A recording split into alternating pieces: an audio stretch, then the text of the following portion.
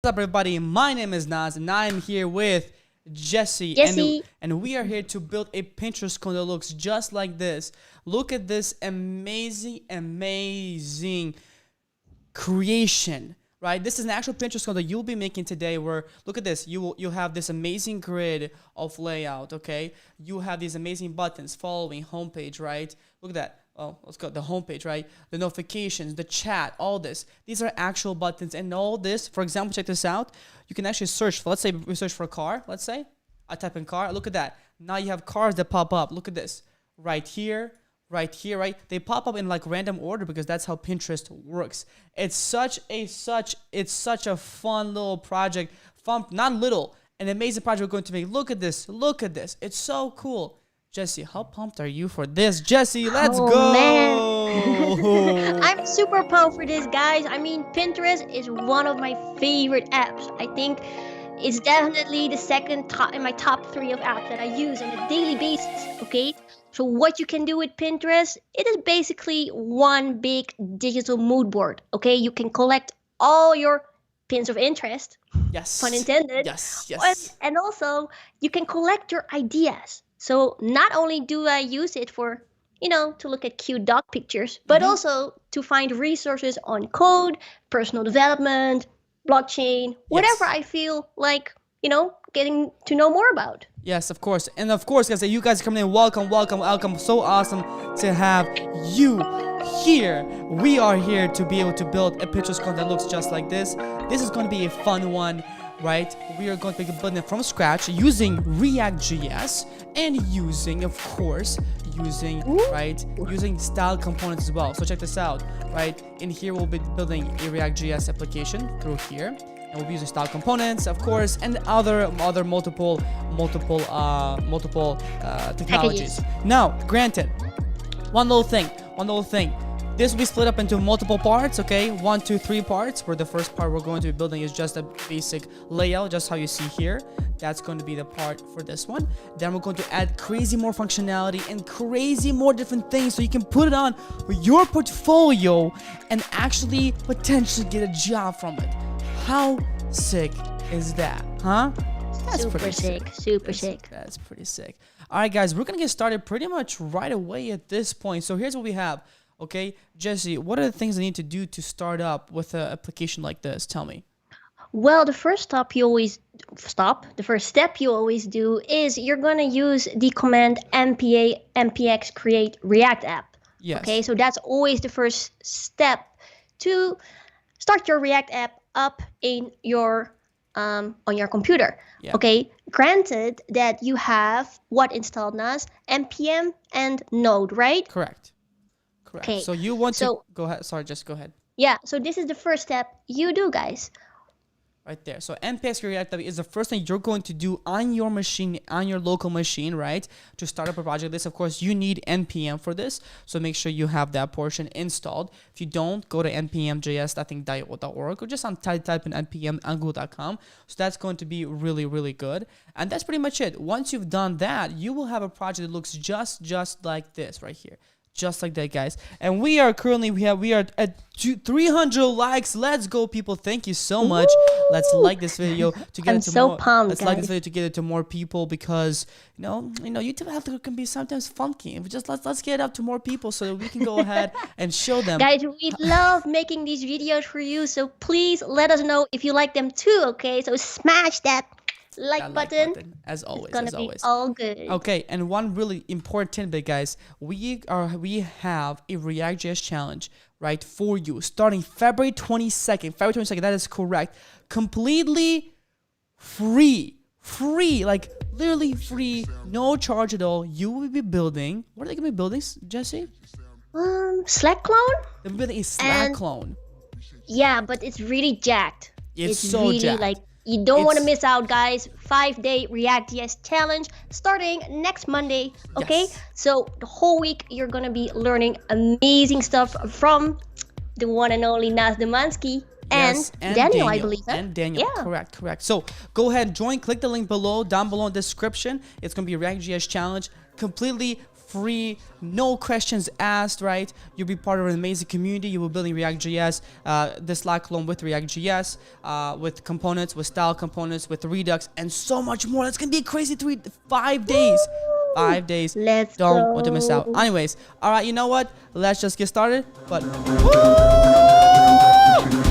hey, this is how we get hooked up.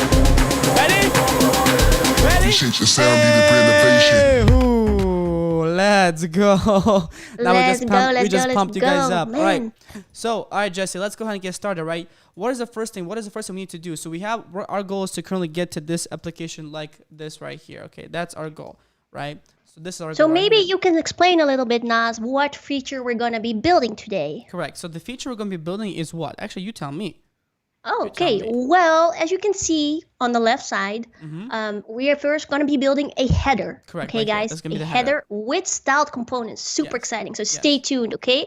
Then the second component we're going to be building is the main board with the pins. Right here. This main Okay. board, correct? Yes. Exactly. Yes. And just like the original Pinterest, what we're going to do is we're going to make the search bar. We're going to add a functionality to it that, well, when you look for cars, you also get the pictures of cars in the main board. Correct. So basically, Okay. going to get pictures based on search, right here. Yeah.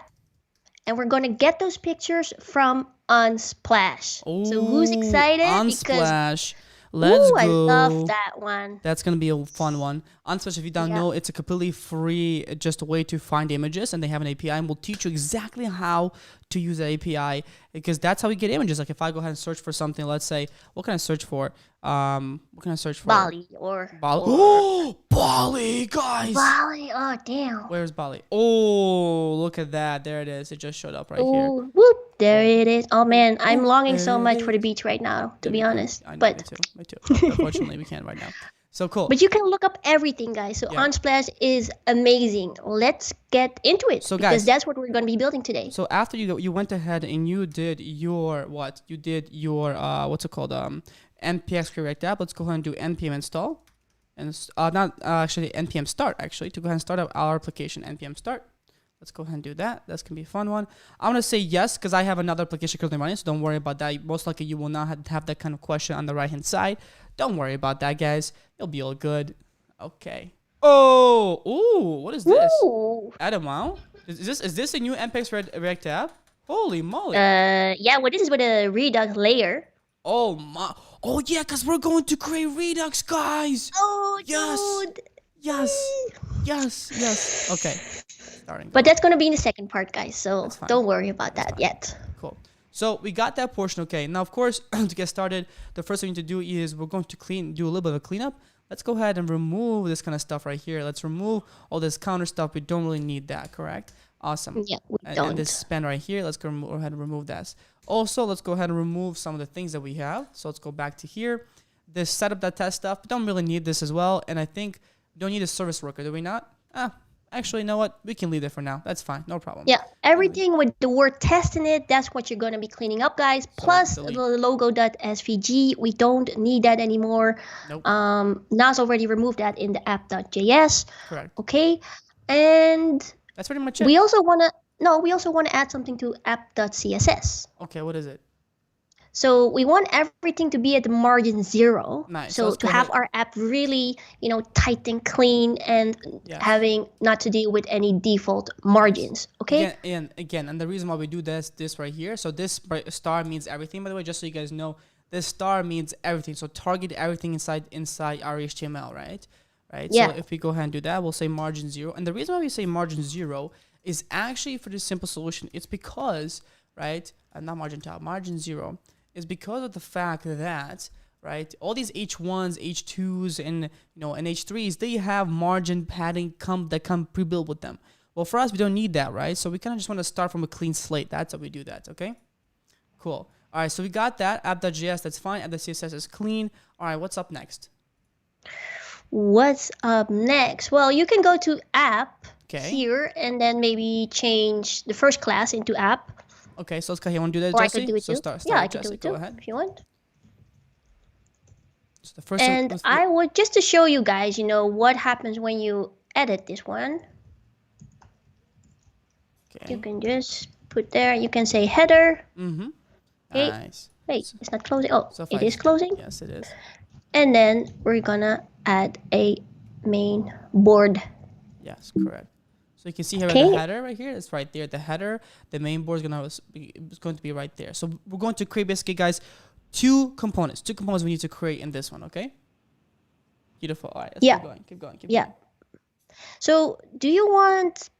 So I like to work first when I've installed all of the packages, but or do you just want to do it on the go? No, just keep going. No, we'll do it on the go. Yeah? We'll do it on the go. Yes. We'll do that Yes, on the go. yes, yes, Okay, yes. so let's start making the header. Okay, so show them what the header of the original one looks like and what. By the way, thank how you so we much can for find the it. 5 Indian. I'm not sure. Was it rupees? Rupees donation. Hey, Fosa, I appreciate you so much as always. Says, hey guys, why are you using style components instead of regular CSS or Sass? Only main reason is because of the fact that style components have become very popular in kind of the real world and the workplace.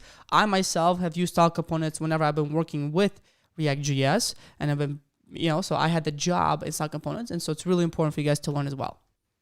Cool. But thank you. All right, keep going, Jesse. Sorry. So no problem. So we have the header here. So we're going to be first building the header, okay? So now that we see it on the left side, let's just make the header into a component. So let's go to the source folder, make a new folder, components folder. Let's go ahead and do that. So we'll make it right here, right there. And see? then we're going to make, of course, the header component. Okay, go ahead. That's our first component. Okay, woo! Nice. So if you guys have installed the extension ES67, I believe, written by one person called DSJ Snyder or something, it's going to be super easy to make a functional component. You just do RFCE, tab, and boom. Exactly. There it is. And the extension is pretty simple, right? The extension is, if you go to the extension section here, it's this one right here, ES7 React right here. I think it's called React, what is it called? ES7, right there. ES7 React Redux React code snippet. So just go ahead and install those, and you pretty much will be all good, okay? All right, cool, awesome. Thank you, Jesse. Yeah, let's go back to the so header. now that you see it, I changed the text a little bit, but now it's not changed yet. No, because it's not. why? We still need to import it into our parent component in our app.js. Okay, so let's import it here. Let's make this into a component. Capital letters. Components are always capital letters, guys. Always. And then here, import, but it's not in the same folder as the app.js. Can you tell? So, well, where's module coming from? So it's going to be import a header from, and I think components. That's it, right? Header. Component/header. Yeah. Component/header. There we go. That's pretty much it. That's it, right? Yeah. Because we're going to go into components folder, and I'm going to go down to the header.js folder. Okay. Cool. Awesome. Let's keep going. So now you can see it on the left. It changed from header to hello Pinterest. Beautiful. Header. Nice. Okay. Awesome. So one cool thing we're going to be doing today, guys, is we're going to be using styled components, as we said. And what are the benefits of styled components, Naz? Well, there's many benefits. Well, for one, the benefit of styled component is the fact that you can go ahead and actually basically include variables. So you can include variables into style components. So for example, let's say I had a variable here, let's say loading, right? You can actually, for example, I can actually do something like this. For example, let's just think about this, okay? Let's say that this right here is a header is a style component. Let's just say that, okay? I can say, for example, loading is equal to true. And then my CSS can actually change depending if the loading is true or not, right? So that's a really cool part. And so that's why style components is so cool, because obviously in Sass, like in Sass or CSS, I cannot pass in variables. But with style components, because it works with JavaScript, because we're with JavaScript, guys, we can do that. So, and you'll see exactly how that works later on as we go on. And what I find so cool is that we don't need the CSS files anymore. Yes, of course. Yes. We don't need any separate CSS files anymore. So it's like you're writing CSS specifically for that component within your file. Correct. Okay, So that's if going to be... if we go ahead, go into the header.js, let's go ahead and go into that. Okay, so what are we going to do then into that, Jesse? Well, let's start with making a wrapper. Okay, Okay, so let's make a wrapper. And you'll see on the... And the wrapper is it's really like a wrapper, right? So it's really... Oops. I should not... It's really like... So that's why you see it twice. And the wrapper is just going to wrap basically this right here, this whole thing right here. Okay, just so you guys know. Okay, cool. Continue on, Jesse. Yep. Nice. And why don't you show us... Yeah, now it's not defined because I saved it by accident. But if you go to our original NAS, can you show us the sections of the header? The sections of the header. So the header sections are pretty simple, okay? Well, the sections of the header, we have what? We have number one. The logo? We have the logo, okay? And then we have the logo. We have also the homepage button right here, okay? Then we also have the following button right here, okay? Then we also have the kind of this input, okay? This is, we call it search wrapper. And then we have all these different buttons, you know, like this icon, this icon, this icon, this icon, and pretty much that's it, right? That's it. Yeah. It's super easy, guys. Once you see it, your mind will be blown. I will tell you that. So let's first start with the logo wrapper, okay? Correct. I'm going to start typing. Okay. Right there. Good. Awesome. As you can see right here, she's adding a logo wrapper in here. And again, right, it says the wrapper is not defined because we have not created that style component just yet. So you have to give it 1 second, right? So you can see we have the wrapper. That's going to wrap everything that's in here, right? Everything that's in here, that's going to be the wrapper, correct? Just like this. Amazing. Awesome. And then that's pretty much it. And then now we're working on this logo wrapper. You can see. And now next we're going to work on this homepage button right there. Okay. And now we're also working on this following button right here, which is going to be here, right here. Okay. Makes sense? Cool. Awesome. By the way, guys, we are at 372 likes. Let's get this 400 likes. You guys rock. As always, thank you so much. Let's go. Amazing. Okay. All right, continue on. So the search bar wrapper. That's awesome. You can see Jesse is typing. So she's basically just creating all these different aspects of like these components, right? These style components just for now. Just kind of as placeholders for now. Okay? Just for now. Yeah, just to give you guys a good overview of what we are exactly doing here, you know. So go from having a top to bottom approach, let's say. So like just like Nas said before, right? We're first doing, if you look here at the code, first have the logo, then we have the homepage button, the following button, search wrapper, search bar, and the icons wrapper. Okay, so as you can see, awesome drawing. As you can see, there are 1, 2, 3, 4, 5, 6 icons that we use from what, Nas? The 6 icons that we use actually from something called Material UI, guys. It's Material UI. Exactly. So Material UI is going to contain all the icons. So what we need to do is we need to actually install Material UI. So let's go ahead and do that right now. So we can do Material UI right there. And if you go to Material UI right here, you can see that to install it, it's pretty simple. It's just simply as npm install Material UI core. So let's go ahead and copy that, okay? And we'll paste that into let's go ahead and click creating new terminal. We'll do Command V or paste for your Windows. npm install Material UI core. That's pretty much it. So let's go ahead and wait for that for 1 second. Once we install Material UI core, there's one more thing we need to install, and that is the actual Material UI icons. And that's as simple as just simply saying, I think, npm install util UI. So let's go ahead and do that. And just simply instead of core, we simply say icons. That's pretty much it. That's all you got to do, guys. That's all you have to do, right? So icons are being installed. Cool. Awesome. And so now if I go ahead and go, let's go check it out. If I go Material UI icons, I just ate. Bless you. Thank you. Material UI icons right there. So let's say we want to, what is the first icon we want, for example, Jesse? So, of course, the famous Pinterest icon. Do they actually have that? Yeah. Really? So there you look up Pinterest. No way. Holy shit. There it is. Whoop. Boom. There it is. It is Boom. so amazing. There it is. Yeah. Oh, okay, never mind. There it is. And as you can see on what Nas is selecting right now that is how you import this icon at the top of your code. That's how easy it is, guys. So you already have installed the icons library. Yes. You know, and then when you put this at the top of your code, you can just use the Pinterest icon like this on line 9, like it's just a component. Correct. And so once we import that, now we go ahead and use it just like this right here. So let's go ahead and actually see how this looks like. Can we, without creating all these other style components, can we create our first style component and actually see how it looks like, Jesse? Yeah. Okay, so you want me just to start? Yes. You want me to start? With Okay. So let's first style the wrapper. Okay. Yes, the wrapper. So in style components, this is what you do, guys. You make a variable here, wrapper, and that is what's here on line 6. Okay. Then you're going to give it. You're going to do whoops. Help, not on line 6. But what's happening line here? 32. Excuse me. No, what happened? No, I got it. I commented out. I'll comment it out, Jesse. I commented out. Oh. Because I don't want you to have to create all these style components in oh my god. Okay. Go. Oh my god. Go ahead. Yes. That's good thinking. Okay, so style div backticks. Yes. Okay, guys. Yes. Backticks. And we're gonna give it a display flag so everything is nicely horizontally aligned. Yes. Whoop. Wait, let me type correctly. And again, the style div means you're creating a div, guys. That's how you create divs in style components. Okay.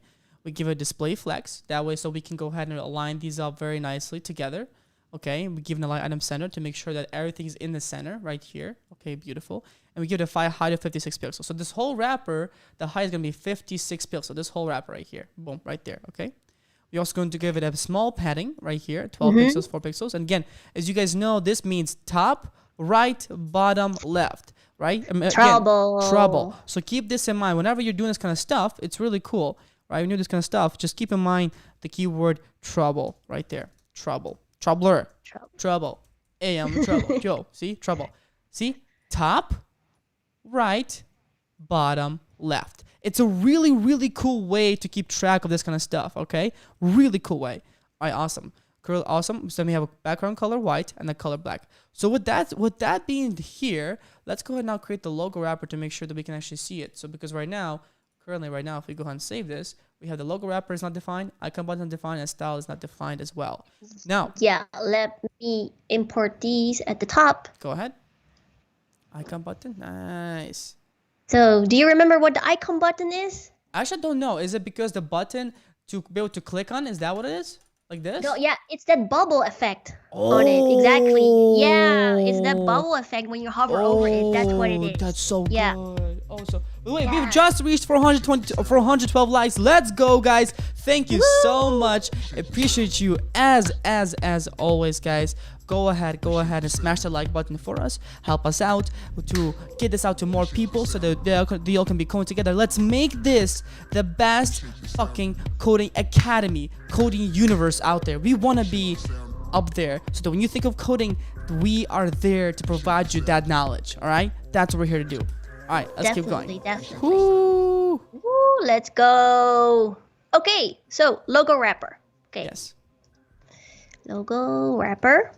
So and the logo wrapper, well, it says what it is, right? It is wrapping the logo. Correct, logo wrapper. So but in this case, we're using that actually to style the Pinterest icon. Okay, go ahead. Because it has a really specific color, right? Yes.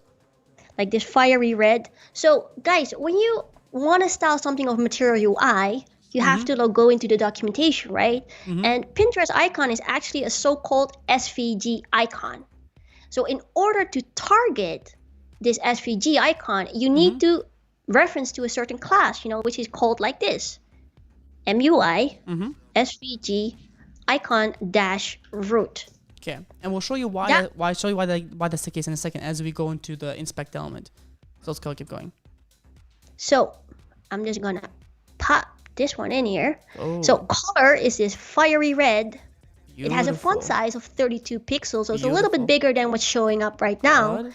And when you hover over it, it gets you that little hand, okay? The cursor pointer. It goes like this. That's the hand. Let's keep going, Jesse. So that's the logo wrapper. And I think that's pretty much if we save this, we're able to see how it looks like, I think. Let's see. We have style. Okay, so one thing is style is not defined. So why is that? Because we need to import style we still components. Need to import style components. Styled from. It's called style. Wait, is it style dash components? Yeah. Styled styled dash component, right? Exactly. Yes. Just making sure I'm right. Okay. Module cannot resolve. It's not called style. What is it called? I forgot. But did you already install it? Oh, I didn't install style component. Hold on. Yeah. Oh, no. So npmi. So look at this, guys. So style and components. Let's go ahead and install that first. Style components. Right there. Yeah. Style components. Good. Style components. Let's go ahead and do, not here. Let's go ahead and do that inside the npm. Right there. See? Yeah. npm install. Right there. Save style components. So let's go ahead and do that right here. The bottom. Cool. npm install save style component. That's going to be what we want to do. It's installed. Okay, now it's all good. Let's go ahead and save this up. Save this. Let's see it. Boom! Right there. Hey, let's go. That's what I'm talking about. Nice. Beautiful. Okay, amazing, amazing. Awesome, guys. But guys, one more thing I want to say to you guys. If you are interested in learning ReactJS and becoming a JavaScript developer, ReactJS developer, we have launched the best. As you know, we have the best course out there on the planet, period. It is one of the best courses out there on the planet called Profit with JavaScript. A link is in below. Go ahead and check it out. You get to build crazy applications like Slack, like Facebook. You get to build crazy applications like a Gmail clone, Twitter clone, and so much more. You get to be part of an amazing community, and you get to have coaching calls with me, with Jesse, and so many other teachers on a weekly basis for a lifetime. Yeah. For a lifetime. So if you're interested, link below. Okay, let's keep going, Jesse. Woo! Okay, so what should we do next? Well, make the homepage buttons. Okay, buttons, I think. Let's do the homepage. Yeah, let's do it. Let's do it. So make the homepage button. Yeah, so actually the buttons are links, references to other pages, right? But we'll make those pages later. Beautiful. But it's just an href. Okay. So we're gonna do this, and we're gonna. Oop! Everything is red. Close this one off here.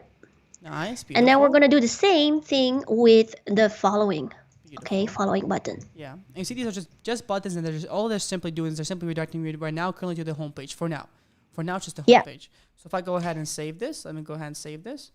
Save this. Let's go ahead and take a look at it. Oh, homepage button not defined. Boom, let's go. Yes. Gotta keep up. Yes, okay, so let's start defining those things, guys. So here, homepage button. And I feel like I did this a little bit in a redundant way, but maybe you can improve it later. So let's see. But let's first start out with this. You know, when it comes to coding, you always just want to start out with something that works. And from there on, you can always refactor later. Okay, guys? Always. So don't worry too much about it. So height display flex, of course, height of 48 pixel, min width of 103 pixel, line items, center. That's the center right there. Justify content. Center this. So we're going to center it vertical, and we're going to center horizontally as well. And the border radius is going to give us that really nice effect right here. This really nice kind of concave shape right here. That's going to be what the border radius is for, guys, okay? That's going to be the really cool part. Okay, awesome. We have the cursor pointer. Amazing. Sweet. Okay. And then it's going to have a background color. Like the homepage button is going to have like, it's black, but it's not totally black. It's not black. You know what I mean? What is it? No, it's not black. RGB. Okay. Let's see, Jesse. Let's see what you got, Jesse. Let's see what you got. Okay. So that's just the button, okay? But within styled components, there's something we can do. We can target, just like within CSS, we can target certain elements within. What? You know? And we just do it like this. What? Boom. No way. Oh, shoot. Easy peasy. Let's lemon go. Squeezy. Okay. All right. So upon the link, you know, an href always has that ugly, my words, that's true. Very ugly decoration. So I don't want to ever want to see that, you know. So, and let's give it a font weight of 700K. 700. No, 700, yo. 700, yo. So let's check out the following button. So let's see. Yeah, that's fine. I will go ahead and comp this part out. Don't worry about it. The follow. Okay. Wait, Jesse, don't delete it. Wait, Jesse. No, I didn't. I didn't delete it. Okay, let's go ahead and do that. Let's go ahead and save this. Oh, shit! Look at that. That's fine. The homepage button we have what? It says following button is not defined, even though we have the following button here. Let's try it one time. Your Hey, there we go. Hey, let's now, go. Now look at this, guys. One cool thing that you guys need to understand here is that you see how these display flags, these are starting to align very nicely horizontally. See this right here? Look at that. Because why? Because of display flags, right? Without display flags, if I right clicked on this, look at this. And if I went ahead and if I remove display flags on this specific portion, look at this. If I did display flags and I remove this, oh wait, hold on. Boom. Boom. But there, see? It becomes weird. Like from top to bottom, it's fucked up. It just becomes fucked up, okay? Hopefully YouTube does not ban us for that. But messy. It's that will make it look very messy. But look, we had the homepage button. Now let's go ahead and work on the following button right here. Oh, let's go ahead and see how that works out. Yeah. So the following button is actually has the same shape, but it has a different background color. And on the hover, it also works differently. Let's go. So Let's do that. constant. Following button. Backticks. I always find it so funny. This one has backticks. I know, it's weird, right? I know, it's so yeah, weird. So odd. it's so weird. Yes. So weird, but also so fun at the same time. So guys, the top thing is the same as the homepage button. So I'm just gonna pop that into here. But background color is different, of course. So we're gonna make this one white. Okay. Beautiful, beautiful, beautiful. Now here's a really cool part. So let's go ahead and save this, Jesse. Awesome. Let's go ahead and save that. Yeah. Okay. So save that, save this. So let's see how this works out. Let's see. Oh. This text decoration is just no bueno. This text decoration is just no bueno. So what do you do? What do you mean? Well, I'm saying the text decoration. I'm saying, you see what I'm talking about? We See haven't targeted I know. that href yet. So this is what you're talking about, guys. In order to remove that hideous text decoration, we need to go ahead and target it in here. So let's go ahead and do that. And this is where it's actually style components are very, very, very similar to something like Sass, right? Because you can nest CSS classes inside CSS classes. That's the big part about style components that that we can do. So you can see, check this out. As Jess is saying, she went ahead and she nested the A tag, meaning the A tag within the following button is going to be the one that's targeted. And then we give the text decoration a color black and a font weight of 700. It's as simple as that. That's the really cool part about this. Okay. Yeah, and you want me to show the hover? 1 second, so let's go ahead and save this. Okay. Ooh. Beautiful, beautiful. So that's there. Okay. Let's go ahead and see the hover state. Because when I hover over this, you see this right here? When I hover this, I should be able to hover over this and have this type of functionality right here. So let's go ahead and see this. Yeah. So, but usually, guys, when you want to hover on something in CSS, you target first the element, right? And then use a colon hover. But in this case, by style components, you just do this, hover. Yeah. Okay. Good. And then we have a special color, like a light grayish. Let's go. As well, I'm gonna save it now. Let's go. So save that. Let's see. Oh, let's go, Jesse. Okay, so one really cool thing I want to add to this is actually really awesome. So look at this. You see, the really cool part about style components, guys, is that, again, we're nesting here. Hover, we're nesting the A tag and so forth. But another thing you can nest is actually the buttons themselves. You can see how this one has 48 pixels and so does this one. This one has 120 pixels and so does this one. And so does this one and so does this one and so does this one. So they are both very similar. The only thing they have difference is this background color. So what can we do to remove this repeatedness? Well, check this out. Here's what we can do. I can actually create a style component like this. I can say const right there. Look at this. Home button, for example, buttons equals style.div. Okay, so watch it with me. Okay, style.div, and do it with me, of course. Okay, and I'm going to create a style.div like so. Okay, and this is going to have everything that's in common. So I will say, for example, all of this, right? It's the same, correct? All this is the same. So display flags, 48 pixels, 123 pixels, center. Yeah. So I will go ahead and copy this, and I'll give it to here. Look at this. Boom, right there. All right? Yeah. Check this out. I will save that, okay? Now, of course, nothing's going to change, and why? Pretty simple, right? But now I can go ahead and do this. I can remove this. Look at this. Actually, let's go ahead. Should we put cursor pointer on here too? Yeah, we should. Pointer. Yeah. Good. Cursor pointer. Awesome. So it's going to remove this cursor pointer. Okay.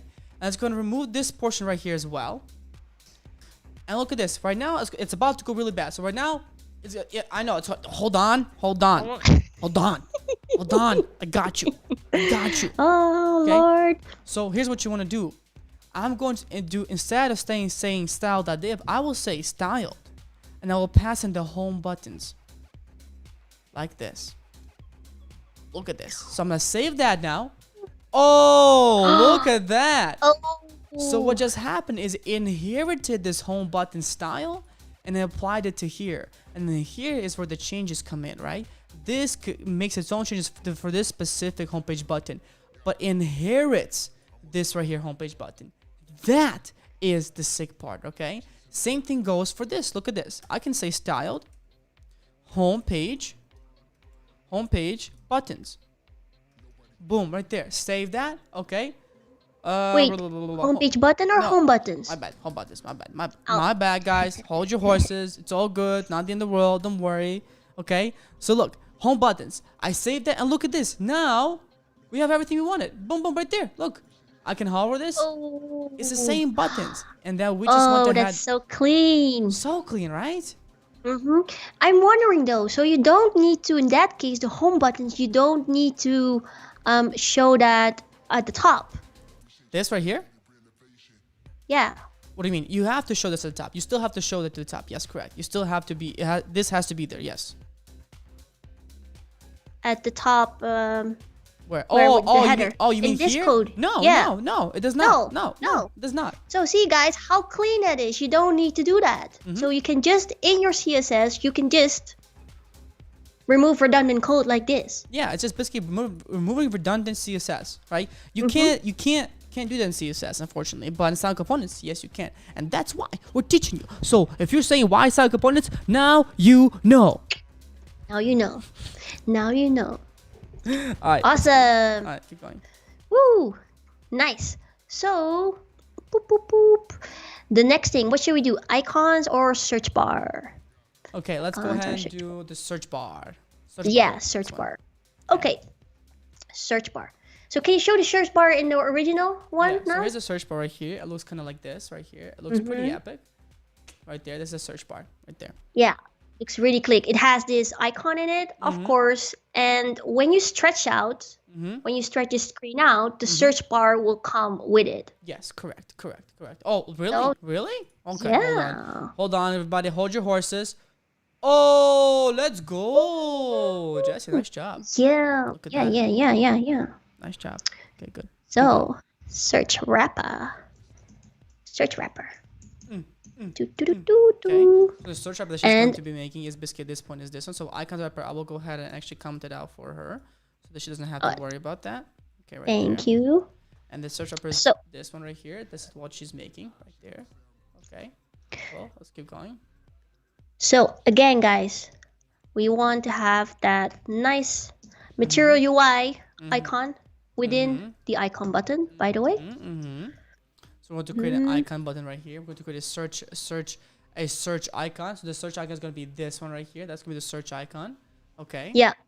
Okay. So you do have to be careful that you really need to distinguish between the components or the icons that you're getting from Material UI or you're making them for style components. Always, okay. Always. The icon button is just a wrapper that gives you like this whole thing of like when I click on it, see how it has that really nice effect. That's the icon button, guys. Okay. Yes. So this we're gonna be making the form. Nice. Okay. And within the form, we're gonna be making an output. Okay. So the output for now is just gonna be text. Whoops.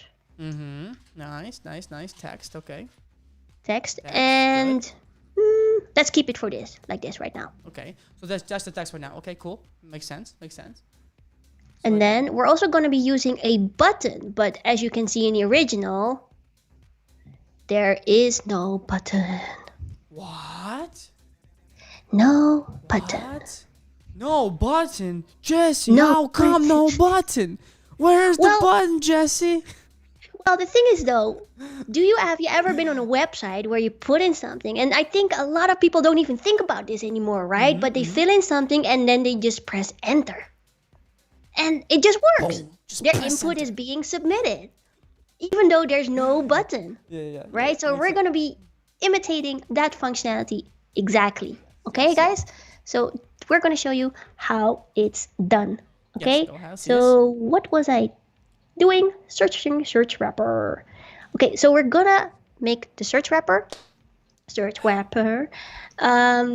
And the search wrapper, we're going to give it Oh, let's go. not so much. We're just going to give it a flex 1. Ooh, style.div. Okay. Style.div, Okay. flex 1. So what does that mean? Flexing. What does flex 1 mean, Jesse? Well, it will take up all the space it gets. Beautiful. Will take up all the space it gets. Okay? Nice. Because again, we want this whole thing. We want this whole thing, of course, right, to stretch, right? So if we get a flex of 1, that means it's the weight of this specific div is 1, the highest of everything. So it's going to stretch as much as it possibly can, amongst everything else. That's one thing you have to consider. Definitely. So we're gonna be making the search bar wrapper. Okay, so as you can see, guys, this search bar wrapper is actually that gray area. Which area? It's really slick, curved. Let me see. So it's this area right here. This gray area. Yep. Oh, okay. Yeah. Okay. Yeah. We're gonna make that ourselves. Go ahead, keep going. So it's gonna be a background color of EF. Beautiful. So that's gonna be this background color. Display flex. Good. And to of make sure course, that we go ahead and align these items like this. That's the whole goal of this. Okay. Yep. Hide it for the pixels. And in order for it to stretch out, and I think I learned this from you, we're gonna give it a height of 100%. Ooh, nice. Beautiful. Border radius is gonna be heavy. It's gonna be 50 pixels, so it looks really curved. Curved. To give it this curvature right here, right there. Yeah. Beautiful. And we're gonna give it a border of none because we want it to look really slick and clean, right? Beautiful. Yes. So, and then we're gonna give it a padding on the left because that icon, we don't want it to be touching on the left side, okay? This one right here. Right there. Beautiful. So that's it, but we still need to target certain elements because if you look at the top here, guys, we gave the search wrapper, we gave it a flex 1, right? Search bar wrapper, we gave it the background and everything. And within that, we have the search icon, but we also have a form here and a form within the input and the button. So let's target those things right now. Okay? Yes. So here, form. And I'm going to give the form also a display flex so it stays within that search bar wrapper. Okay? Beautiful. Flex 1. And see what as she's changing, it's changing. You see how as she's changing, the form is starting to take shape right here, guys. You see that right there? Beautiful. So within the form, we want to target the input, okay? So I think maybe we don't even need to do it like this, but it's just to be really specific that the input is within the form. Okay? I like that way, Yeah. So we're going to make that transparent because we don't want that to actually show. So you see the input now went from like white, right? It went to like basically transparent, as you can see here, right there, as you're looking into it, okay? Cool. Zoom out here. And we're going to give it a font size of 16 pixels as well because, well, we still want to be able to read stuff in there. As I type right here, you see, now it's 16 pixels and it has a margin left of 5 pixels and so forth. Beautiful. And now you still see that if you maybe go to the right now, you will still see that button. We don't want that button to show up.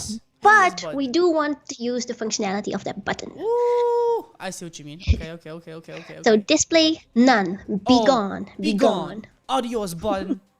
You're out. Sayonara. So what do you think about that blue? I feel like I'm so awkward right now. I love it. Excuse me? I feel like I'm so awkward right now. I love it. So how do you feel about that blue border? Nice. Yeah, I hate it. I fucking hate it. So here. Right, border to me, this border, I don't know who made this, who created this. I don't know why they made this. What were you thinking when you made this? Okay, I'm not saying to you, Jesse. I'm saying to the person who made it, right? Right. Well, right. When I go ahead and inspect them on this, for example, you guys can see that we have a form right here, this input right here. And if I focus on this form, if I do force state focus, if I do force state, maybe in that case, let's see, visited or focus within. Focus For or state hover. active? No. Mm-hmm. I don't know why the for state doesn't work in here. But you can see we have an outline offset right here, right? Right here. Let me do it one more time. Right there. You see this outline offset right there? This means right there. See? I know this is very quickly, but that means there's an outline. So if I go ahead and do input, focus, outline, none, we do not need actually active, Jesse. This stuff we don't need. No, we don't need that. No. I really don't want it to show up. Can you tell? You really hate it, don't you? And you can see now if I go ahead and just type right here, see no more. Does not show up anymore, guys. That's really cool part about this. Okay, let's go ahead and keep going, Jesse. Yep. So actually, we only have the icons wrapper. Mm-hmm. Which is and within that, here. we have a few icons from Material UI. Well, no. And again, we need to do icon button. Let's do that one first. The icon button. This one, right here. This one. What? Icon what button. do we need to do? Icon button. We need to add it, don't we? Oh, sorry. Yeah, you're right. We need to add it. We need to import it. Exactly. That's search icon. The magnet. By the way, guys, 500 likes. Let's go. Let's get to 600 likes, guys. Help us out. That is what I'm talking about. You guys are amazing. 600 likes. You guys are the best. And just as you guys know, right, we have a ReactJS challenge coming up. 5-day ReactJS challenge, completely free. The link is in the bio. You will be building the most epic Slack clone with live functionality, with stock components, with Redux, with so many different things you cannot explain how, with login and so much more, guys. Go ahead, join the 5-day ReactJS challenge. It is completely free. It is great for beginners. So if you have zero idea on what JavaScript is or zero idea on what ReactJS is, it is okay. This is what we built it for. So go ahead, click the link below and check it out. All right, keep going, Jesse. Hope to see you there, guys. Yes. Be there, or be square. So icons wrapper. Okay, let's go. By the way, search icon has been imported, so it should not be complaining anymore, Right there, if correct. Oh, let's go. So beautiful, guys. How cool is that? Drop it in the comments if that looks amazing at this point. And we're just getting started here, guys. Let's get the party started. Let's get this party started. Okay, so the last thing we have is this icons wrapper. That's the last thing you have for this header, okay? Once we're done that, then we'll move on to the pins. Okay, let's go ahead and save that. Beautiful. Definitely. So for this, let me start this time with the imports, because then it's also easier to see what you need from the Material UI. There's 4 icons, right? It is a notification icon, a face icon, the little face, text SMS icon, and the keyboard arrow down icon. Okay, so all of these, again, need to be wrapped in what? They all need to be wrapped in icons wrapper and an icon. Did I get this right? A button. Yes, hover. So here, boom. Woo! Let's go. That's a lot of text. Let's go. It's a lot of text, but it's not difficult to read. Okay, so each icon is wrapped inside of the icon button. Okay, I like how you're typing and then I'm typing at the same time. That's just like teamwork. Teamwork makes the dream work, guys. Always. Makes the dream team work. is what makes everything work, okay? Right? You got no team, then I don't know. Let's see. You can get far solo, but together you get further. A lot further. Right? Cool. Awesome. So let's go ahead and do icon. So look at what Jess is doing here, okay? You have an icon button right here, notifications icon right there, right? So that's the whole goal. Now, of course, she's wrapping it inside the icon button to give it that little kind of ripple effect. So when I go ahead and click on this, it gives it the ripple effect. You can see right here. I give it right there. Good. Creates a ripple effect. And again, just copy and paste this text, SMS icon, face icon, keyboard arrow icon, and all of those are actually imported inside here, right there. She just went ahead and imported from Material UI, okay? And again, the way you search for this is pretty simple, guys. All you have to do is go to Material UI, okay? Search, for example, whatever you want. Let's go ahead and say, let's say you want to do search, right? Click on search. And then you see the search icon? Click on the search icon. Boom. And this right away tells you what you need to import. It doesn't get fucking easier. It just doesn't easier. But what you need to pay attention to, guys, is as you can see, it says from Material UI/icons. So sometimes it's icons and sometimes it's core. So pay attention to that, okay? Yes.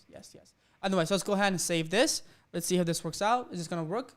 No. We have to create the icons wrapper style div first, style component first. Key const icons wrapper. And we don't need to do anything with this. No, nothing. Oh no, Nothing. nada kaput. Okay. Oh wait, shit. Hold on. Search wrapper. Wait, icons wrapper is not defined. This sometimes happens. I just need to refresh this page. Refresh. Yeah. Oh, Refresh. let's go. Beautiful. So we went ahead and we finished this portion right here, guys. We have ourselves the header, the homepage, the following button. We have ourselves the search wrapper, and all these other icons which just look amazing, which I just love personally, right? The next thing we're going to work on, so let's go ahead and work on part 2. Part 2 is going to be what? What is part 2 of this? Create what? We're going to be making the main board, guys. We're going to be making the main board. Main board right here. Okay, create a main board. And this is going to be contain the pins. Oh, right there. To contain the pins. That's it. And we're going to use later on we're going to use Unsplash for this as well. So create the main board to contain the pins. Alright? Alright, let's start it up. Part 2. Woo! Let's go. Let's go. Woo! Let's go. So just as the header, guys, I'm gonna make another file here within Woo! Okay. And again, I'm gonna use RFCE tab, and I'm gonna make a mainboard component here. Okay? So of course, just like previously, I need to import it here. And I'm gonna say mainboard. Wait. You are in the app.js. Oh, right there. I see it. So yeah, and I'm gonna import it here. Okay, import right there. So we have the import mainboard from components / mainboard. Just like the header, guys. Nice. Oh, I hope that did not go too fast. But just like the header, you're just gonna make a mainboard file here within your components and just make a functional component here, so right? Easy right peasy. So create a mainboard right here, guys. Mainboard.js. Once you create the mainboard.js, let's go ahead and do RFCE to go ahead and create our React app like this. And then once you have that, you're pretty much set for life. That's it. See? Right there. Boom. Voila. Yeah. And if you type anything inside here, this is called the main board. Blah, blah, blah, blah. Right? Let's save this. We have main board. Blah, blah, blah, blah. Right? So right there. That's pretty much what you have. Okay? And then next up, let's go ahead and go on to the next one. Yeah. Let's go on to the next one. So let's style this main board first. Let's see it. Okay. Oh, no. Wait. Wait. What? Wait. What? Let's make... What? We're going to do this in style components, right? Yes, of course. So what do you want to call the first wrapper here? Just wrapper? Yes, let's call it wrapper, of course. Always. Wrapper. Always wrapper. Always? In style component, always wrappers? No, okay. I just like it. I just like it. Makes me a bit hungry, sort of. Wrapper? Sandwich? Sandwich. Burritos. There we go. Cool. And then, what should we call this? Mainboard or just container? Since this name is also really generic. Let's call the container. Go ahead. Let's keep going. Container. Yeah. Okay, container. Okay. Whoop. Beautiful. Container. And now what we need to do is we need to create different style components for those. Okay. And again, these contains right there. So what is this right here? The wrapper is going to be the wrapper for the main. So here's the thing. Just so you see exactly what we're trying to do here. Okay. Look, the wrapper is this wrapper right here, right? This is the full width 100%. The container is the container that contains the icons themselves, right? So that's where that comes from, right? That's the really cool part about that. So that's where, again, the reason why we're doing that is because we need to be able to center this horizontally like this, because we want spacing in here, right? That's how we create another container within this wrapper, okay? Makes sense? Comprende? I hope it's comprende. All right, comprende indeed. All right, guys, let's keep going. This is awesome. Ooh, I'm having fun. Just want to show. I'm having fun. Yeah, me too. Lots of fun. All right, let's go ahead and do that. So I just want to show the container within the wrapper. Nice. So let's go ahead and do so let's see this background color pink. Okay. Wrapper, that's style div. Let's go ahead and save this. Oh, we also need to import style components here. Of course, always. Whoop, like this, I believe. Beautiful. Yeah, style components. Okay, let's go ahead and save that. Okay. Now, of course, right now, nothing's really happening. The reason why is that? The reason why is because this wrapper right here does not have a height. So we need to give it an actual height, right? So for this wrapper, to give it a height, so if I go ahead, for example, if I inspect the element on this one, right, let's go ahead and inspect the element on this div ID root, div class app, right there. This is our header. This is our main board, right? And you can see our main board has, oh shit, something's really loud. Hello? Yeah, we got you. So if we say this main board, let's give it a height, for example, a height of, let's say, 300 pixels. Okay, right there. Okay. Now this is 300 pixels. For this one, let's give it a height of also 300 pixels. Right there. You see? So that right there is going to be what? This is, the wrapper is the pink and the container is green. Now, right now we don't see any pink, and why is that? Pretty simple, because we need to go ahead and give the container a width, let's say of 80%. So for example, how Jesse is doing right here, I'll go ahead and save this. You see right there, boom, voila. Now we have the wrapper, which is pink right here. That's this, right? The background color green, that's the container that's going to contain the pins, guys, right? And we give it a width of 80%, okay? That's why we have those. Make sense? Comprehending? All right, let's move on. Yeah, so just to add some stuff, I just wanted to make this really visual for you guys, because that's very important when you start working with this end styled component, of course. So, but just let's make this white, because yeah, that's the regular color, white. And you want to keep the height. I want to give it a width of 100% for the wrapper. Good, nice. And a height of 100%. 100. But I also don't want the pins to be attached to the header, So what I'm going to give it is a margin top of 50 pixels. Because when the pins come in, right, they're going to come in how? They're going to come in like this. Yeah, like the green area we just had. Yeah, so we don't want the pins to be here, right, all the way here. We want it to be margin tops. We want to push it down just a little bit as well. Go ahead. Yeah, exactly. All right, that's next up.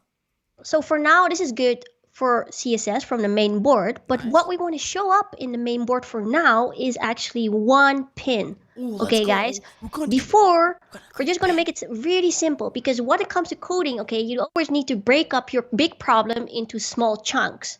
So we're not gonna be making all of the pins now. We're just going to make one pin now. Okay, and this pin is, well, a regular pin, just like main board. So let's make pin here. Okay, pin. Then we have, of course, actually, we have to make a full file here. Yeah, so let's go ahead and make a pin inside the components folder right here. This components folder, right? You can see Jessie just went ahead and she made a pin.js file.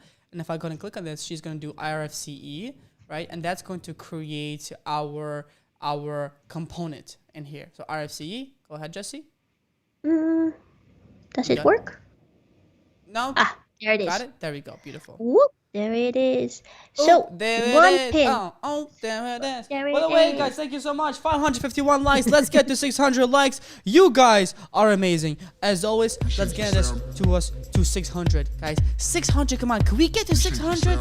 Click that like button right now. Let's go. Right, smash the like button. Subscribe for more videos like this, guys. This tells us that you appreciate what we're doing, because, of course, we're putting a lot of time, a lot of hard work into this, and we really appreciate you guys if you guys show it, okay? That's all we ask. That's pretty much it. That's all we ask. It's not that hard. Just click that drag button and click a like. That's all we ask. Click like. We're currently at 567 likes. Let's go. How far can we go? 568 likes. Oh, let's go. Beautiful. Ooh, appreciate it, guys. Ooh, let's keep going, Jessie. So one pin, we're going to be making one pin, but for now I'm just going to say hello pin, okay, to make sure that our pin component is really being imported into the main board. Correct. So let's say here, import pin. Well, we don't need to do anything now because pin is in the same folder as main board. So I don't need to say component slash. So if I go to main board, right, because the pin is in the same folder, right, it's inside here, I can just say pin from pin. Makes sense. Okay, gotcha. Okay. Yeah. Oh, hello pin. Let's go. Hello pin.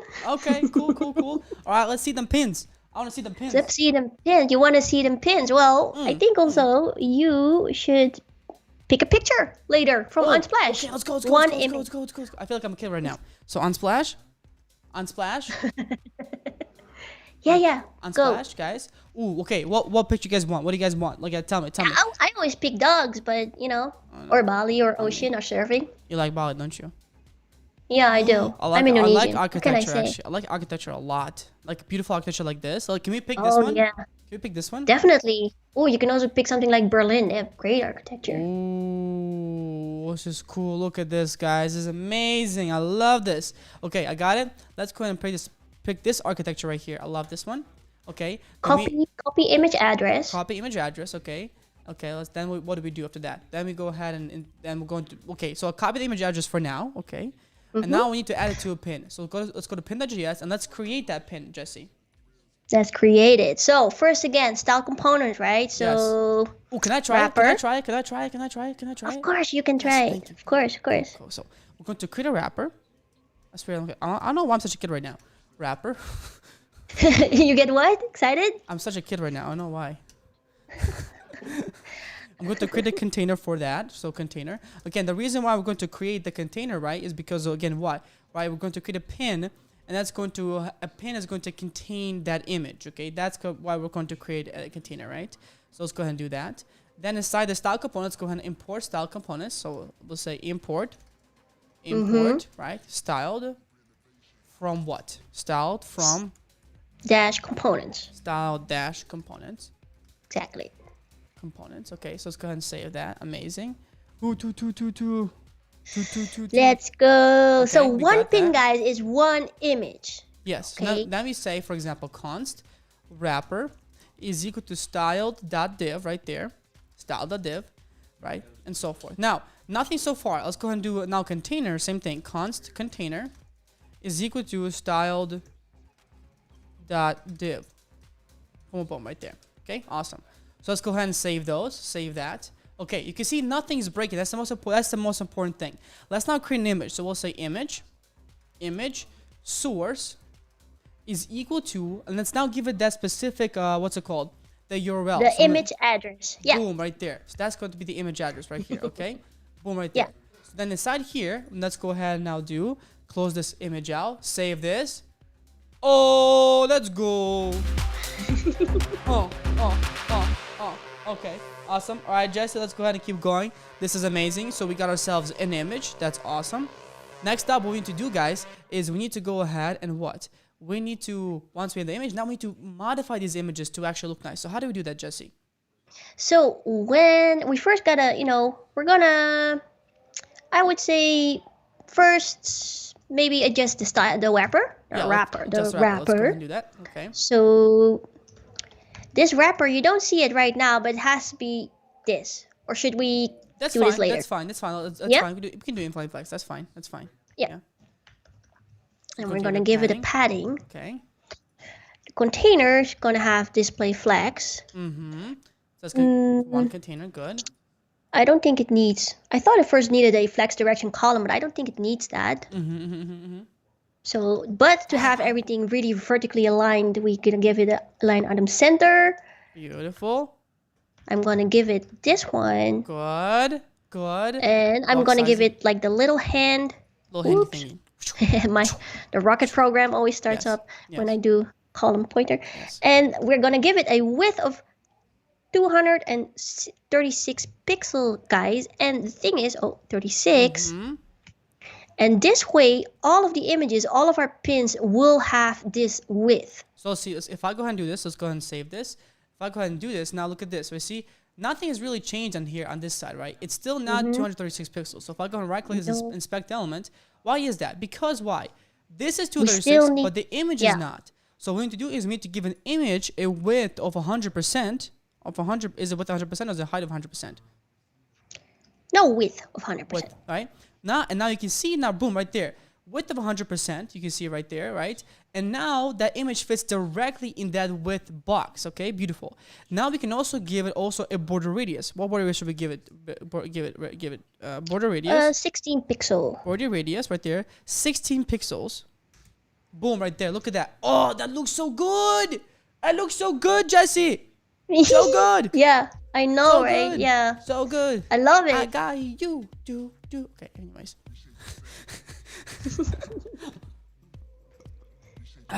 Awesome. Water's good. So what Jesse is now doing is we have, for example, a width of 100%, okay, like just how we said it, okay, for the specific Yeah. image. We have a cursor. What does this cursor zoom in? I'm curious. What does that do? That is, I think, for the picture, for the image. Like when you hover over it, it will just make it look better, basically. Really? Oh, that's the Yeah. zoom in button. You see what if I click this? Yeah. It has a zoom button right there. Okay, Yeah. I gotcha. Okay, cool. Border radius, and of course object fit cover. So your, how to say this? Your picture is then being scaled the right way Yes, when it correct. comes into the container. Correct. Okay. Awesome. And that looks awesome. So that looks amazing, Jesse. Okay. And that, my friends, is our first pin. Now look, we've got our first pin. Now the question is, how do we get more pins on this? Are we done with this CSS on here, Jesse? Yeah, I think so. Well, I also had something on opacity, but I don't think it's necessary for now. So Okay, that's fine. let's just keep moving. Awesome. So let's go ahead this. We got ourselves, guys, the pin. How sick is that? Drop that in the comments below. That is pretty. Somebody says you are the best, guys. Whoo, let's go. Thank Guys, you. We are currently at 587 likes. Let's get to 600. Can we do it? Hey, let's go. 600 likes. Help us out. Let's defeat that YouTube algorithm together. Let's knock it out of the park. Yo, YouTube. Can't get us. Knock it Can't out get of us, the YouTube. park.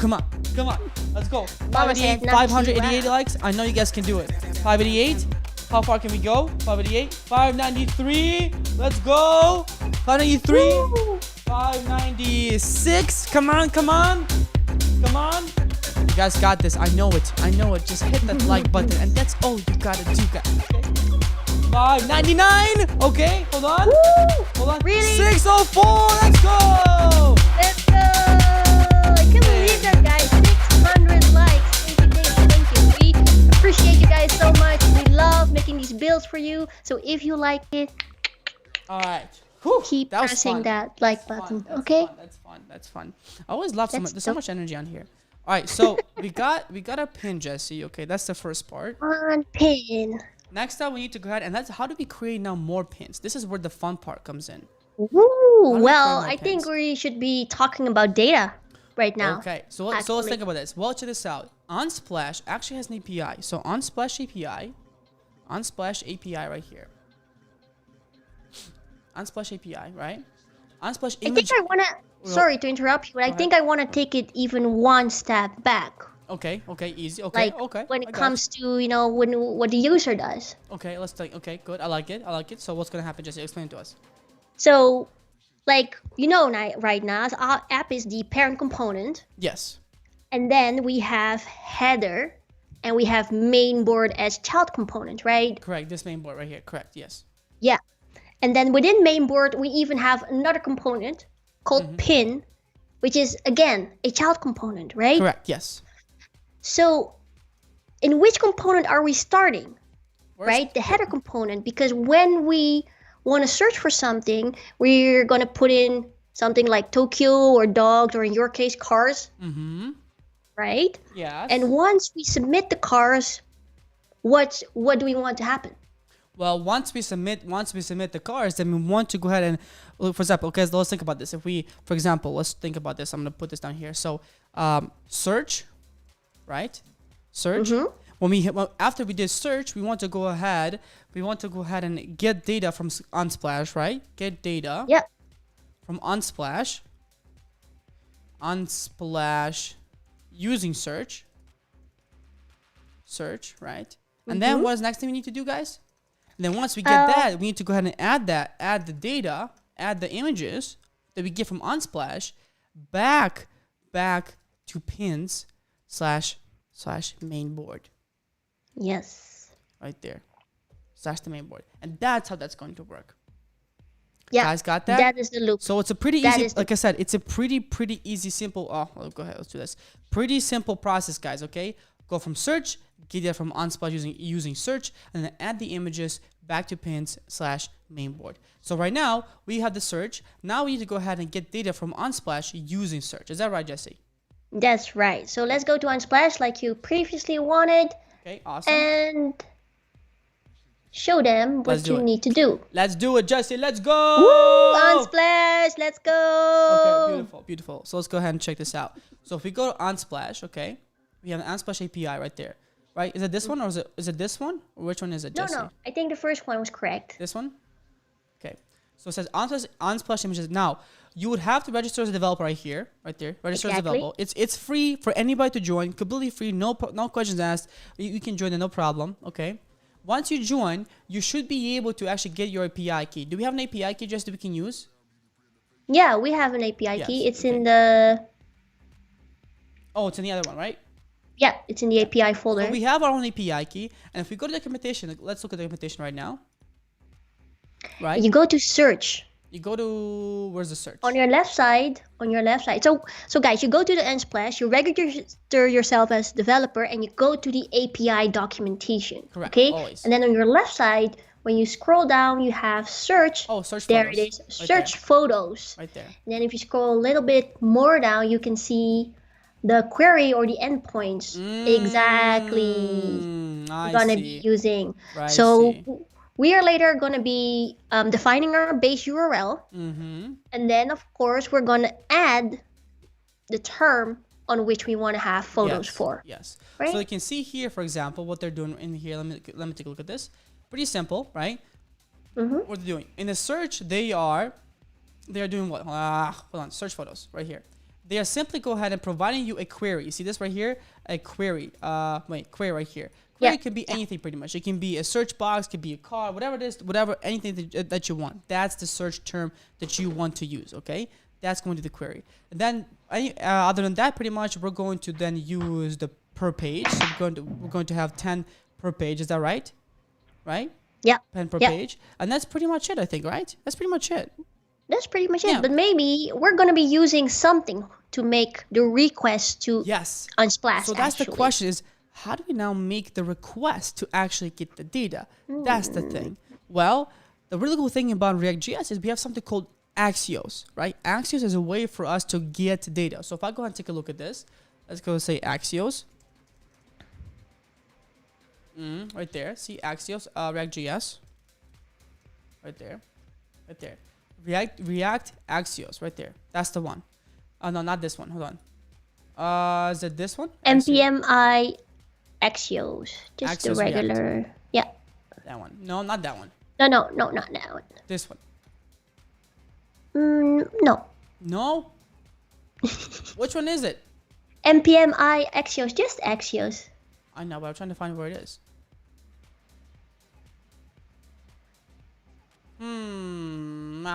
Wait, no. Maybe here with npm install npm install Axios. There we go. That's the one. Yeah. Okay. Yeah. Look at that, because I'm looking for this weekly downloads. Look at this, 17 million weekly downloads, guys. That is pretty damn insane. I will say. Yeah, that's always something you want to check out for, guys, when installing new npm packages, modules. So let's go ahead and do this. Let's go ahead and open up our integrated terminal, our beautiful integrated terminal in here, right here. Let's go ahead and do Command V for npm install Axios. Hit enter. That's pretty much it at this point. Okay. Good. That's amazing. So we got that portion. Okay. Next up, what we're going to do is the following. So we got Axios, which is all good. Now we need to go ahead and we need to import Axios. Is that right, Jesse?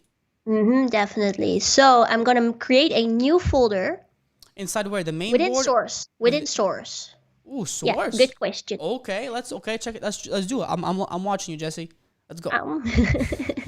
API. Okay. Here, and then we're gonna make a file, and we're gonna call it. What is it? Unsplash. Ooh, Small letters, guys. It's not a component. JS. Nice. Okay. Okay. So let's open that one up. Where is it? Oh, I'm here in it now. You got it. And so I don't once we have installed, I don't see the new file, Jesse. I don't see the new file. It is here though. API Axios. Unsplash. Oh, sorry, it's inside the app. It's inside the app. It should be in the API. Okay, let me move it to the API. I got it. Oh, it's here. Okay. There we go. Awesome. Woo. Okay, now we have it right here. Awesome. Thank you. So once you have installed Axios, you're gonna do this, guys. Import Axios from Axios. Okay. Oh, nice. Okay. Right there. And what we can do is really cool. We can create sort of our own Axios server. through which we can send the requests to. And then we can export this one throughout our whole app. Okay, so we need to do this. Export Axios. Well, actually, yeah. Well, yeah, it's okay. I already started repeating that. But Axios and then create. So this is a function of Axios itself. And then you can give it all kinds of parameters. Okay, so in this case, we're going to give it first our base URL of Unsplash. Oh, so this is the part of the URL you're absolutely sure you're always using in every request that you make. Got it. Okay, cool. Okay, and with it, you're gonna give it a param of headers. Nice. And that one's gonna have a key of authorization. Okay, guys. So authorization, you can see me writing it with a capital letter. Very important. Why? You will not get any requests, okay? So I speak out of experience. I'm gonna share this one with you guys on a silver platter. Okay, so very important, guys. When you do stuff like this, be accurate and consistent. Yes, okay, accurate, authorization always. Capital Always. A. Okay, now you're never gonna forget that. Nice. And here we're gonna say client ID again.